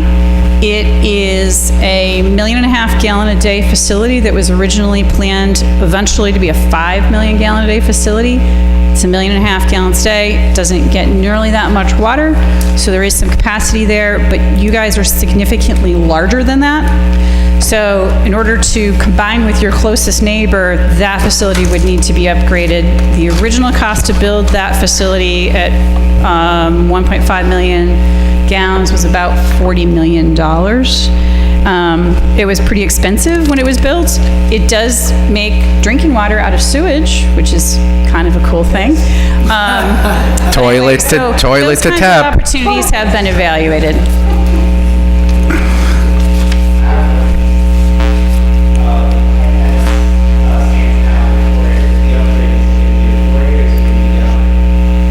It'll still be a 4A. Yeah. And that, what he's talking, excuse me, what he's talking about is treatment plants based on the type of treatment that is there, the objectives of the water quality are rated in terms of the qualifications of the people who run them. A means that it is an aerobic treatment process, which this is, and the replacement process also is. And 4 is the highest level of operator certification that's required based on the work that's being done on the site. This site includes all of the aspects of treatment, including manages the residuals that come from the treatment process. So it will continue to require the same level of operator attention and treatment that it has. Activated sludge, yes. Well, which is an aerobic treatment process. I was trying to be straightforward. Wow, Aramis. Does anyone else have any other further questions for Mary Beth in regards to the upgrades?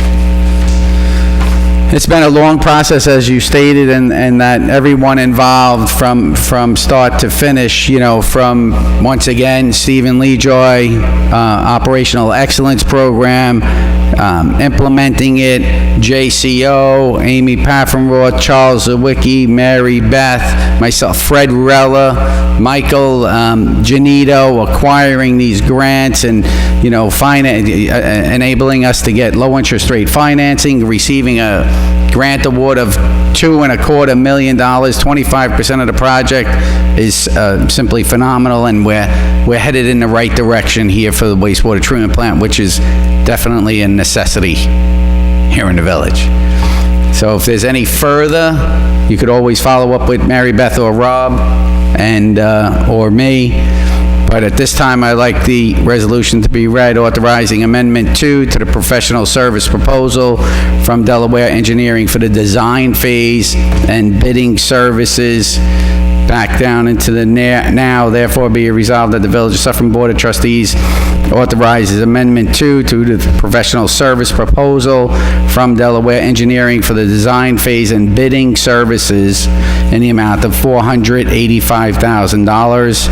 And be it further resolved, that Mayor Markunas is authorized to sign the professional service agreement on behalf of the Village of Suffern. Do I have a motion? Motion. Trustee Barone, do I have a second? Second. Trustee Corrigan, any further discussion? Yeah, I do have a question. So if everything gets built the way that you're proposing, what do you anticipate is the typical lifespan of such a... That's an excellent question. So we plan them for 30 years. You'll note that your treatment plant, you have actually parts of your treatment plant that go back to the 1930s. They're still here because they're made of concrete and they were made really well. So when we say we plan them for 30 years, we don't mean that in 30 years you throw it away and walk away from it. We mean that in 30 years you're looking at usually a substantive upgrade to it. It is mechanical. It has parts that wear. And there are pumps involved. One of the things that's interesting about your plant is you do a lot of pumping. You move water from point A to point B a lot. We're going to try to eliminate some of that as an energy efficiency measure and also to reduce wear and tear on mechanical parts. So we plan them for a 30-year life. Typically, the borrowing for these projects is about 30 years. We definitely recommend that in year 20 or 25, you start looking and saying, all right, what is the where are we at from a regulatory perspective? What does our future look like? What are our demands? Y'all had a discussion earlier about traffic, historic levels of traffic and things. You would be doing the same thing with your wastewater treatment plant, looking and saying, our treatment plant is X millions of gallons a day. Do we need more millions of gallons a day to meet the needs of the community? Or maybe we need less, because maybe the character of the community changes over time in terms of what's here for industry or commercial uses or residential. So that's typically the time frame. This plant definitely, it owes you nothing. It's been around for a really, really, really long time. And up until about 10 years ago, it was till about 2009, it was doing a really good job meeting its permit. Permit didn't change. It's just that it was aging, stuff started breaking and not working, and wasn't repaired, wasn't fixed, wasn't maintained, and then the plant stopped being able to meet its permit. With all the repairs, just on that question, with all the repairs, I kind of think I asked something similar at the workshop. With all the repairs that were done with the operational excellence, at times, is it meeting permit? It is, yes. So you have a discharge permit that's issued by the state for discharge through Ramapo River. Because you have a consent order, you actually have some interim limits, because there's a recognition that there are simply limitations on this site to meeting that water quality standard. So your plant is, for the most part, meeting those interim limits. One of the things the plant is really challenged to do is meet an ammonia limit. Ammonia limits require that you have sufficient oxygen. It's an aerobic process. You're converting nitrite to, ammonia is NH3, nitrite to nitrate, which gets off-gassed into the environment. Cold weather and fluctuations at the wastewater treatment plant make it really hard to consistently meet that. So it meets it sometimes, it doesn't meet it other times. We've had numerous meetings with the DEC. They're aware of the issue and aware of what the limitations of the plant are. And I have to say, staff here in the village and the operations staff have done a spectacular job with a very challenging situation to bring this plant. If you go back to that, the red to the green, that's pretty impressive. And frankly, you guys, I don't know what was spent. My sense is it was money well spent, and because it's going to take some time before we get this new plant online, you still need to meet your environmental requirements. So it's really, you're all to be applauded. It's a lot of leadership and a lot of hard work in my opinion, in a really short period of time to get things on track. Great, thank you. Any other questions from the board? So I have the resolution. All in favor? Aye. Aye. Aye. Motion passes. Thank you very much. Thank you.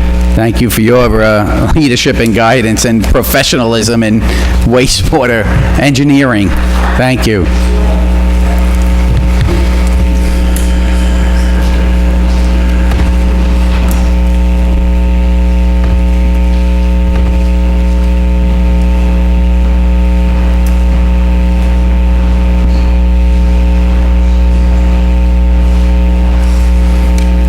All right. Okay, next item, payment authorization for application of payment number 7 in the amount of $32,796.51 to Valentine Electric for the South Street Emergency Generator replacement project. Okay, I have the resolution authorizing payment number 7 to Valentine Electric for South Street Emergency Generator. Do I have a motion? Motion. Trustee Corrigan, do I have a second? Second. Trustee Barone, all in favor? Aye. Authorization to solicit bids for the refuse recycling collection container service area. Bids will be due March 16th at 3 p.m. So I have the authorizing the solicitation for bids for refuge and recycling collection container service area. Do I have a motion? Motion. Trustee Alpert. Do I have a second? Second. Trustee Girard. Any discussion? All in favor? Aye. Aye, motion passes. Authorization to solicit bids for the water department chemicals. Now, This will be due on March 17th at 3 p.m.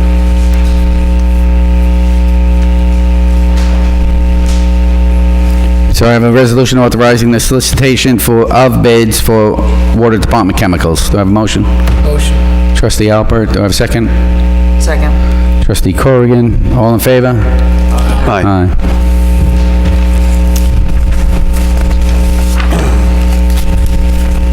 Authorization to accept the resignation of Alex Alpert, laborer at the Street and Refuse Departments, effective January 29th, 2020. A resolution accepting the resignation of Alex Halper, effective January 29, 2020. Do I have a motion? Motion. Trustee Girard, do I have a second? Second. Trustee Corrigan, any discussion? All in favor? Aye. Aye, passes. Authorization for the mayor to appoint Mr. Paul Girard, the vacant laborer's position, effective February 4th, 2020, at a pay rate of $17.30 per hour.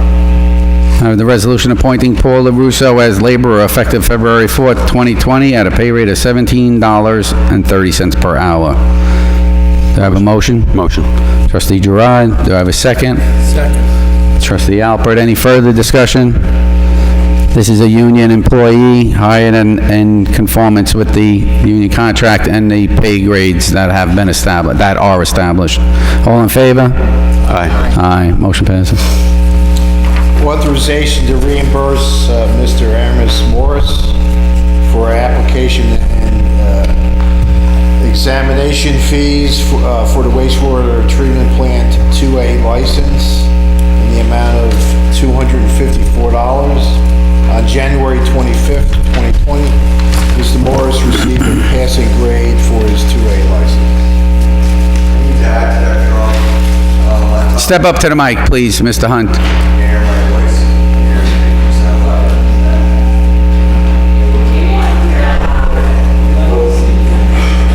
We treat everybody equally here. Everybody steps up to the mic. All right, I'd like to elaborate for Mr. Amaris Morris on this. Way back when, like 2 years ago, he applied to go to these classes. It takes time. Once he passes the initial question and answer and time allowance, then he gets to take the test. A proven fact that the CSEA members are here to serve this community by taking that grade 2A test. On top of it, he needs permission to apply for the grade 3, which he's got to go through the same process as 3A, I'm sorry, for 2, so he's worried about not getting permission to move forward. And again, that's why one of the questions he asked the young lady from Saratoga, Delaware Engineering, are they reclassified? Because now he's going to have to come back in a year or two to get permission to go for grade 4 because the man's climbing a mountain. Huh? August. He has a goal. He has a goal to help this village. That's great. Sewer plant. And we applaud him for that. Absolutely. And he's an asset to the wastewater treatment plant. He is an asset to wastewater treatment plant, considering that he's taking this on his own to go out and do it. Not, he didn't get permission, so we want to grant permission that he gets paid for what he's done, and he can move forward on his next level. Absolutely. So, speaking to those points in the wastewater treatment plant and how Mary Beth spoke highly of the input and the extensive knowledge and help that was needed to continue on with this design, it was thanks to Derek, who was also here, right? Give a round of applause for Derek and Aramis at the same time. Come on up, guys, so we can know, the guys can see who you are. Stand up, there. Can you guys smell? That's why they're sitting over there. No, thank you. Really, your work is truly appreciated. And when we go down to the plant, you guys are always there and always right side by side with JCO, always with Delaware Engineering. Once again, another excellent job by our guys. Thank you for acknowledging them, Joe. So I have the resolution authorizing Aramis Morris to be reimbursed for the application and examination fee for the wastewater treatment plant two-way license in the amount of $254. Do I have a motion? Motion. Trustee Corrigan, do I have a second? Second. Trustee Alpert, any further discussion? All in favor? Aye. Aye, motion passes. You'll be back before the board before you know it, Aramis. Thank you.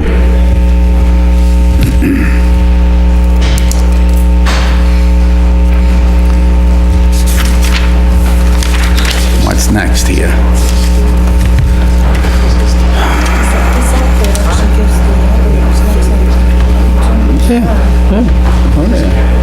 Next is the treasurer's report. I have the resolution amending the 2019-2020 debt service fund budget for the issuance of 2020 refunding bonds.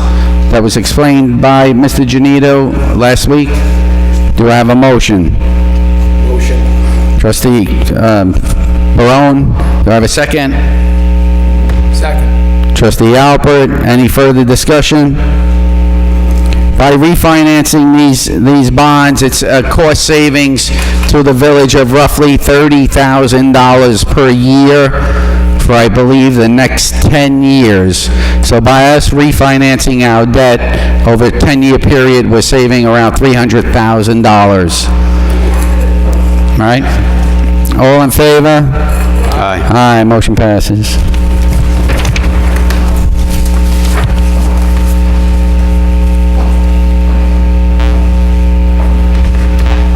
Next is a resolution authorizing payment to Keenan Bean for invoice number 54019, services provided December 1st through December 31st, 2020. It is in front of you. Do I have a motion? Motion. Trustee Barone, do I have a second? I'll second the motion. Any further discussion? All in favor? Trustee Alpert? No.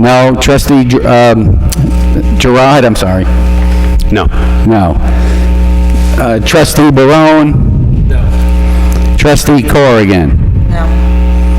And I vote yes, the motion fails.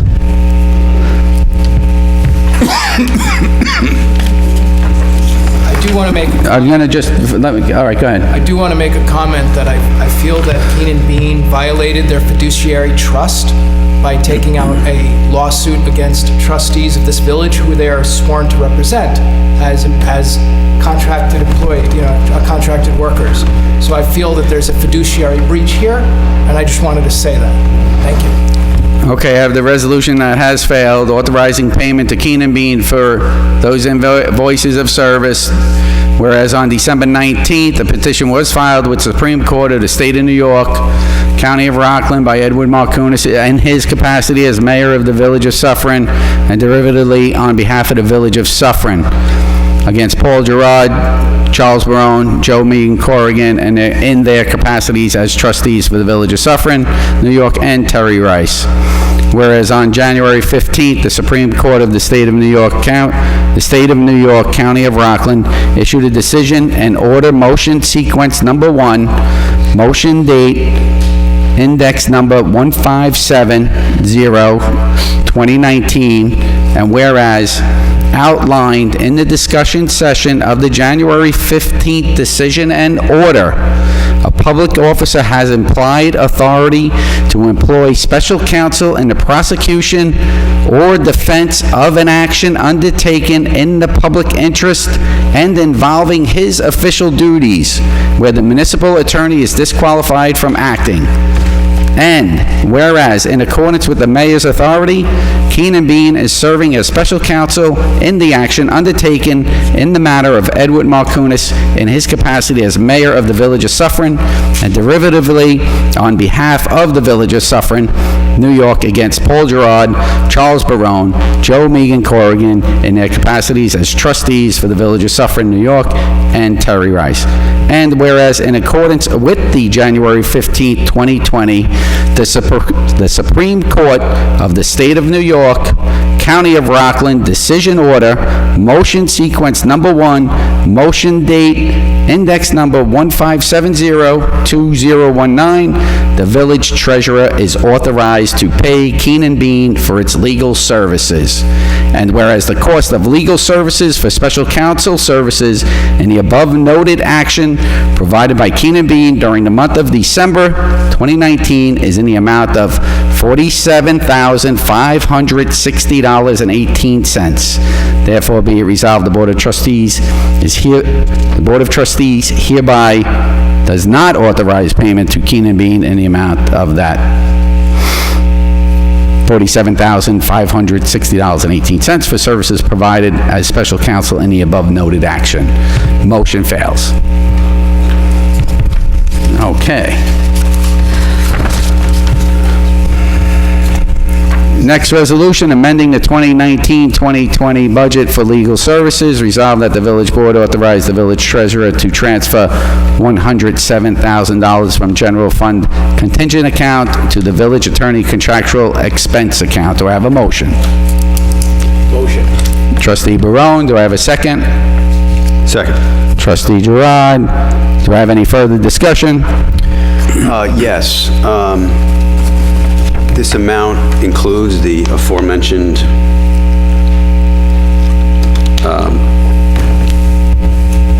outrageous bill of $47,000 from Keenan Bean for only the month of December. Yes, I believe so.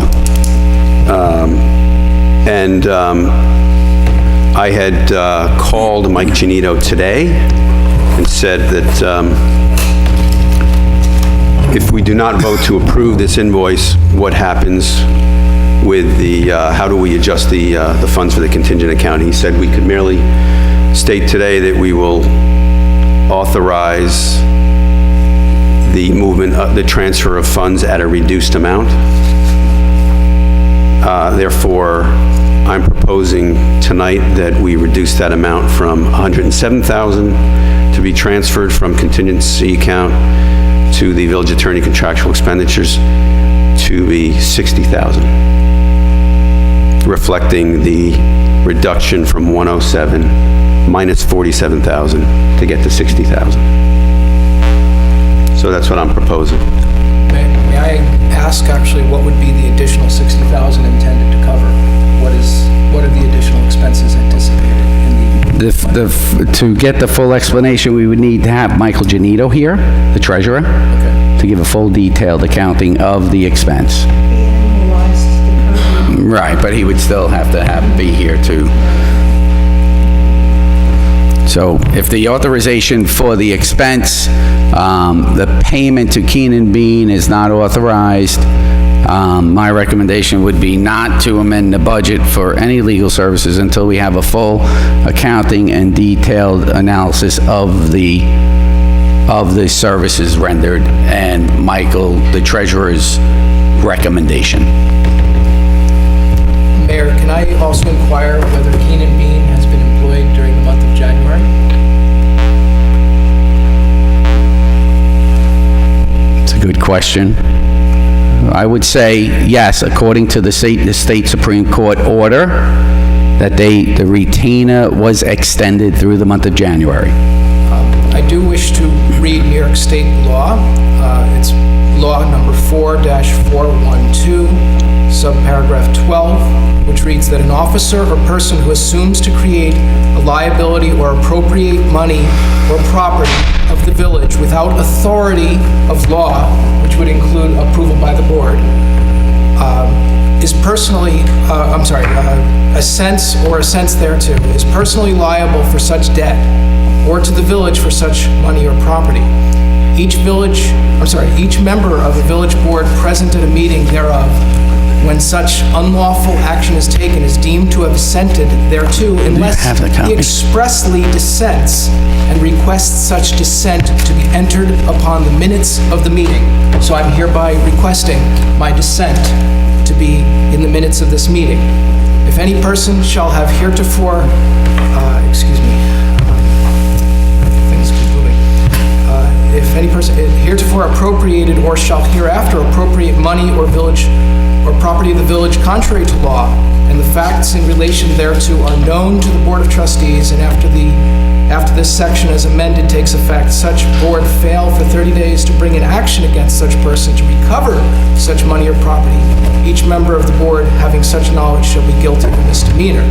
So therefore, I'm recommending that the other board members agree with me in the dissent here. I dissent. I also express my dissent. I also express my dissent. Okay. So you express your consent against the Supreme Court ruling. Dissent, excuse me. Not against the Supreme Court decision, against having a personal attorney without approval by the board. A special counsel, excuse me. I'd love to see you produce that comment from the Supreme Court. It's in the order, extending the retainer agreement between the village and Keenan Bean, expressly written in the order and decision. You don't agree? No. Okay. I have a follow-up question. Mr. Klein from Keenan Bean has been sitting in the audience for almost 4 hours. Are we expecting to see a charge of $255 an hour times 4+ hours on an invoice from Keenan Bean? And is this an invoice that you plan on approving? If he is retained, as the court order says, it may so be. Okay, so he's sitting here all night, not saying a word, but you've pretty much got him on the clock. In the order, if he is retained, and the order so says it, then yes. Is he performing a duty tonight? He is here. Is he performing a duty as a legal representative of the village? He's retained as village counsel, observing the meeting. Okay, so taxpayers, that's, the mayor would like to charge that to all of you. It's 47, we're not going to get into the $47,000 that the Board of Trustees cost the village. So on that last motion, that was, let's see, where were we? Amending the budget for legal services in the amount of $107,000.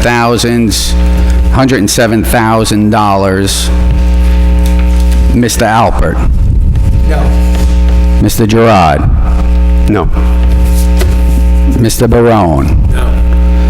Ms. Corrigan? No. Okay, motion fails.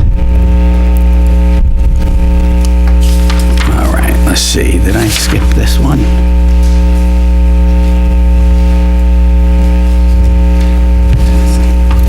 That's the last one.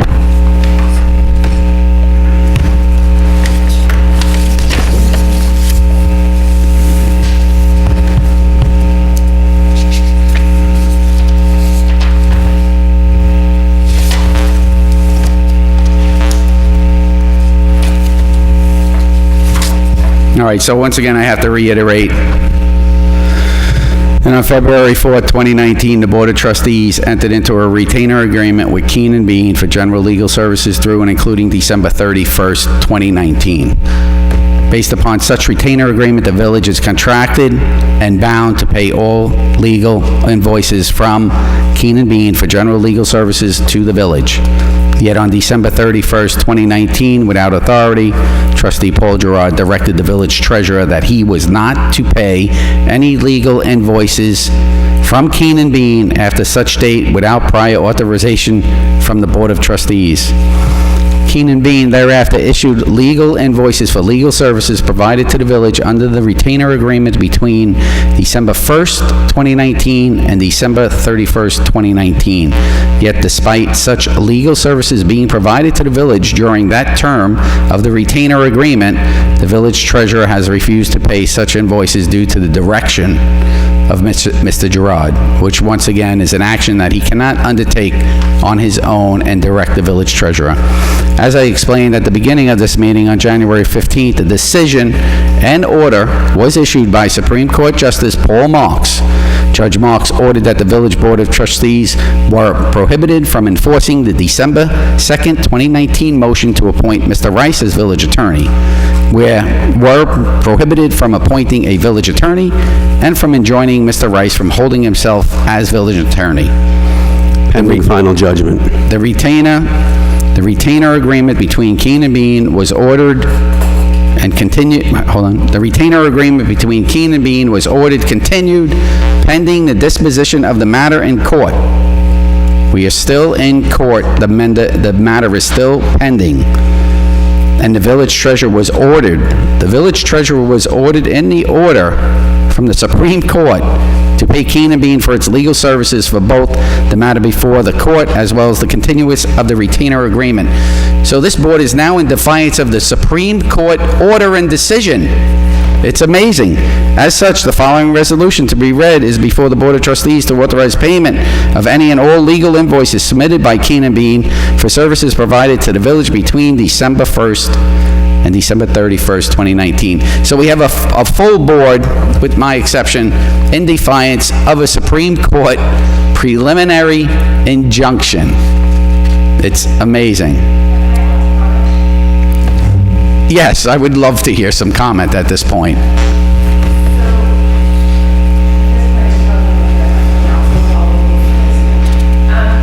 So at the last meeting, Curley closed the meeting where he said whatever the judge said he would agree to. Each trustee agreed to that. Good point. So now we're up against this decision now where we're mandated to do something, but now you're not doing what was The stated. case is still in process. But it's in process, but the judge made a decision, and you guys all agreed individually, right? No? It's not He made a preliminary decision. It's not a final decision. But it's still a decision made by the judge. We have a court, we're doing court tomorrow morning. They're in defiance of the court order, as of today.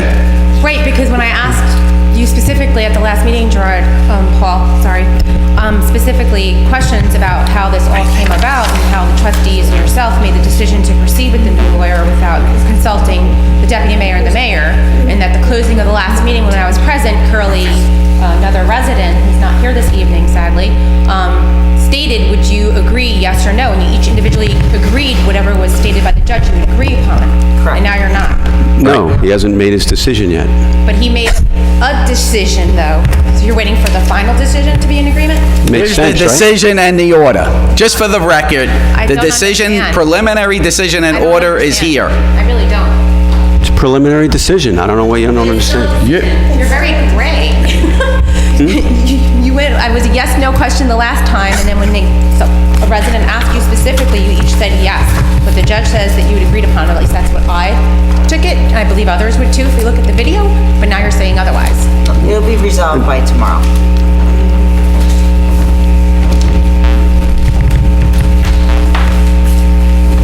Thank you.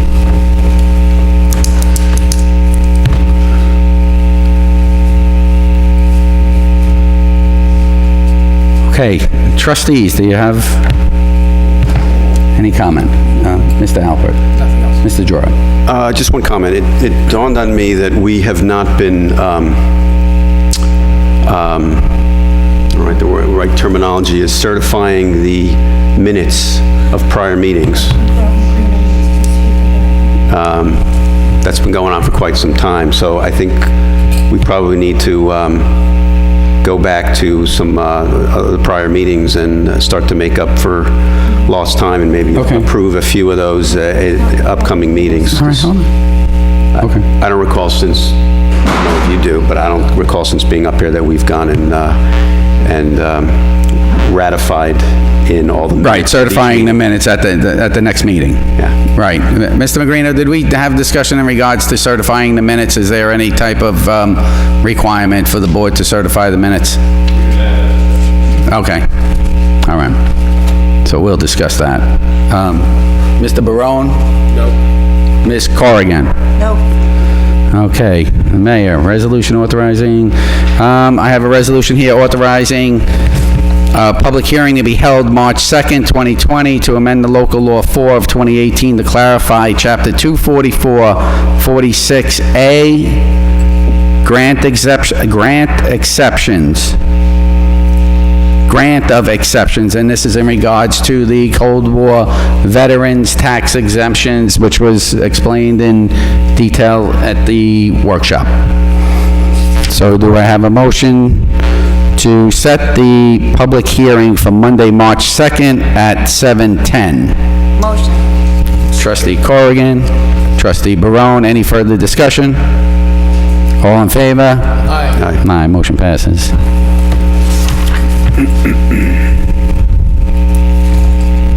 Hold on.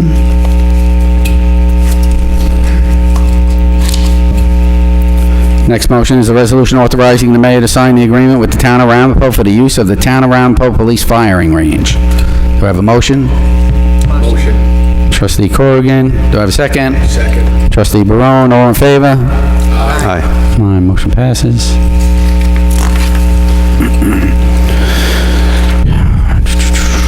The next resolution here is going to be, if the board is amenable to it, that I am going to remove myself and Ms. Paffenroth and insert Mr. Charles Barone. Authorize Trustee Charles Barone to attend the NICOM legislative meeting for city and village officials, February. Charles, you were only going to go on one day? Yes. Is that for February 10th? Is that the Monday? You got a calendar in front of you? Yep. 10th, yes. Will not be staying overnight. Right, February 10th.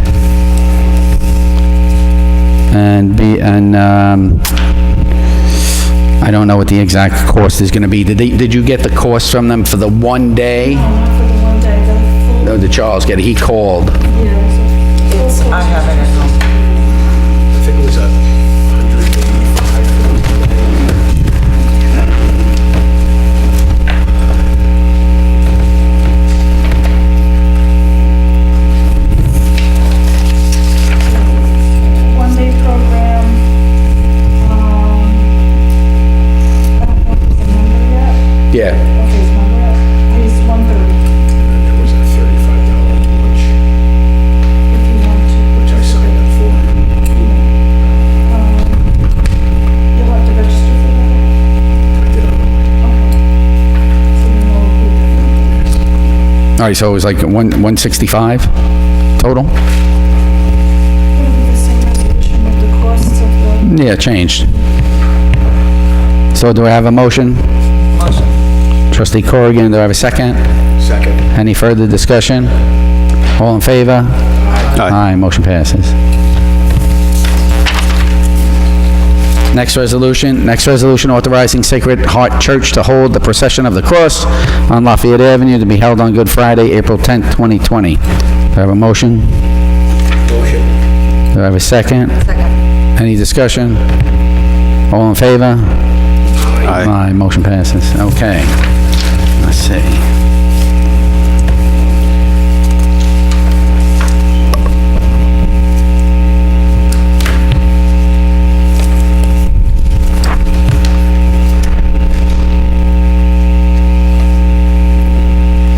So next, I have the request that an additional item of a proposed real property matter be added to the executive session to be held now, February 3rd, 2020. Do I have a motion? Motion. Do I have a second? Second. All in favor? Aye. Aye, motion passes. At this time, I'd like to make a motion to go into an executive session. Is there another resolution about participating in shared? I thought that we missed that one. I missed, B. where was it? It's B. I had it in my papers here, so I'm just double checking, maybe you... I got a ton of papers here. Can I see yours? You have it? Okay. Okay, I'm sorry. Let's just go back.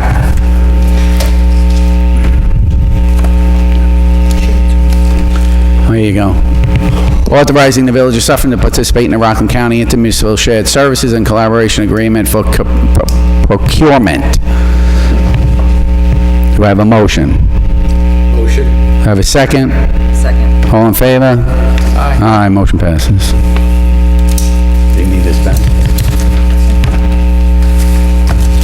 Okay, I'd like to make a motion to go into an executive session. Motion. Motion by Trustee Alpert, Second. second by Trustee Barone. We'll be entering into an executive session and reconvening into our regular meeting. It's unknown if we will be making any further decision, so if you so choose, you may remain here and we will come out and reconvene. Okay. And Mr. Magrino will be joining us.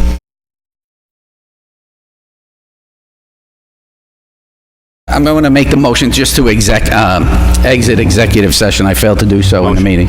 Motion by Trustee Girard. Second.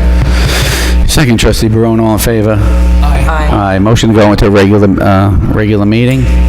Motion. Trustee Girard, second. All in favor? Aye. Okay. Okay, so we had our deliberation. Just for further clarification, Mr. Mandelbaum, I believe you stated it in regards to the pilot agreement and what the changes were to this, to the pilot and the amendment on the taxes. Can you clarify that for the board, please? For informational purposes only. So, there's 5 years left on the pilot, 5 years of taxes. This year is $572,000. The village gets 28% of that total. And this nail enamel parcel is about 15.8% of the land area, just to put it in perspective. So, as you may remember, in very early discussions, we asked whether the board would consider reducing the pilot payments by 15.8%, and both this board and other taxing authorities rejected that concept. So Avon said, okay, for the last 5 years, and it does go up every year, it's 572 this year, but it keeps going up every year. Avon will make the full pilot payment as it currently exists under the agreement.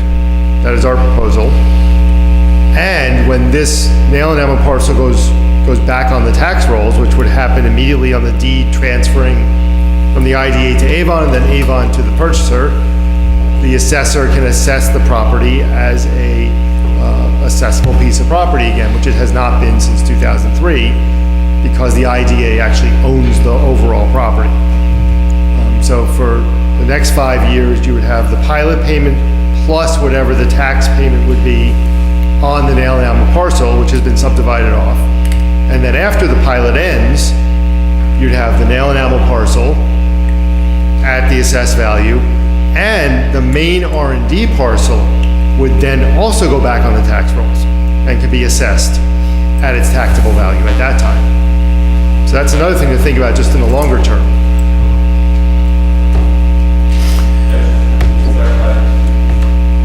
The pilot payment Yes. will remain the same.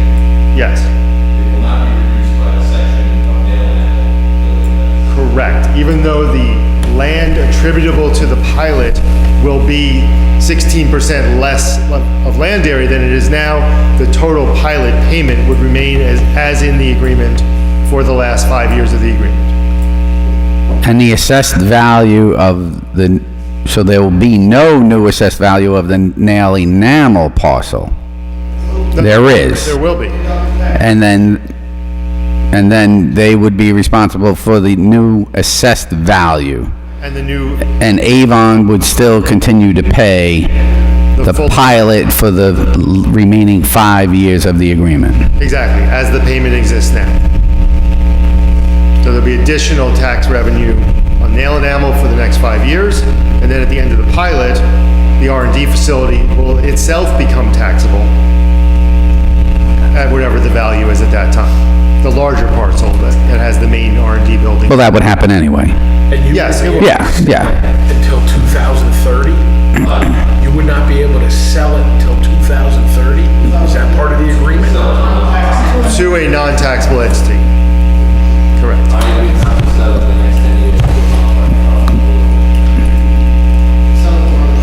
Right.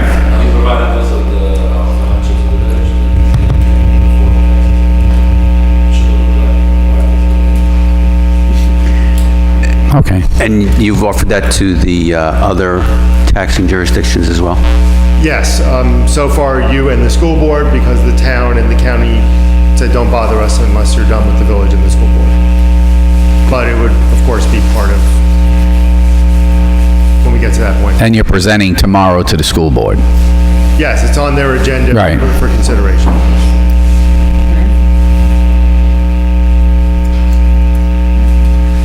The resolution didn't reflect it, the one that they posted, that's why the resolution's a little different for the school board. All right, Yes, I did notice that. Yeah. However, we have stated it publicly at a meeting and in writing to the school board. so the reso is not correct on the school board docs, that's what I would think. Okay, it's not. Is it correct? Does it state that?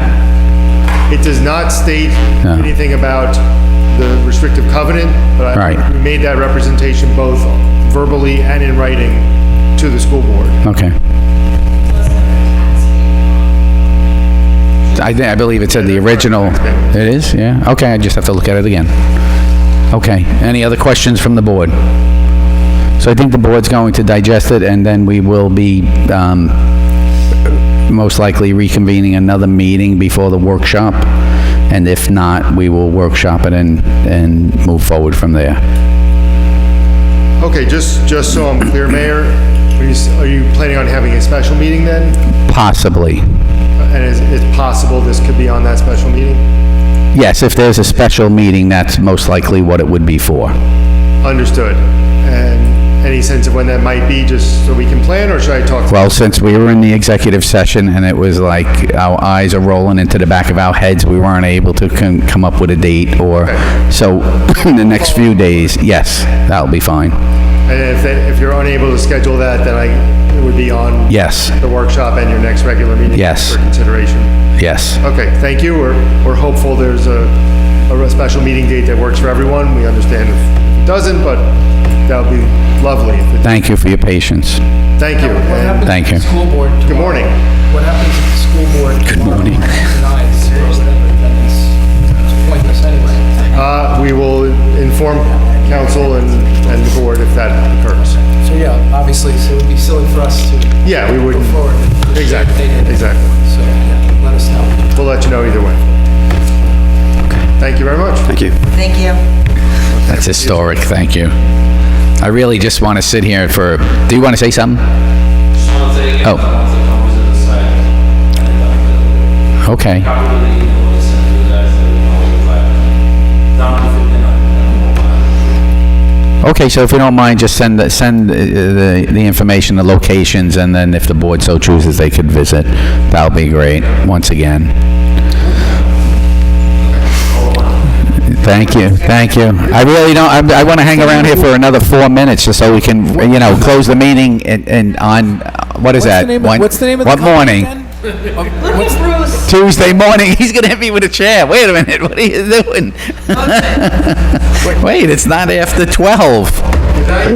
Steve had a question, I'm sorry. One question, I'm sorry. What was the name of the company again, if we wanted to? They're going to send us the information. Okay. National Art and School Supplies. Okay, I'm just writing it down.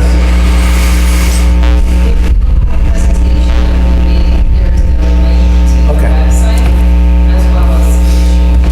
Thank you. Yeah, you can actually drill down to. I apologize if I'm a little not remembering everything right now. It's pretty late, so I'm a little not fresh. You know?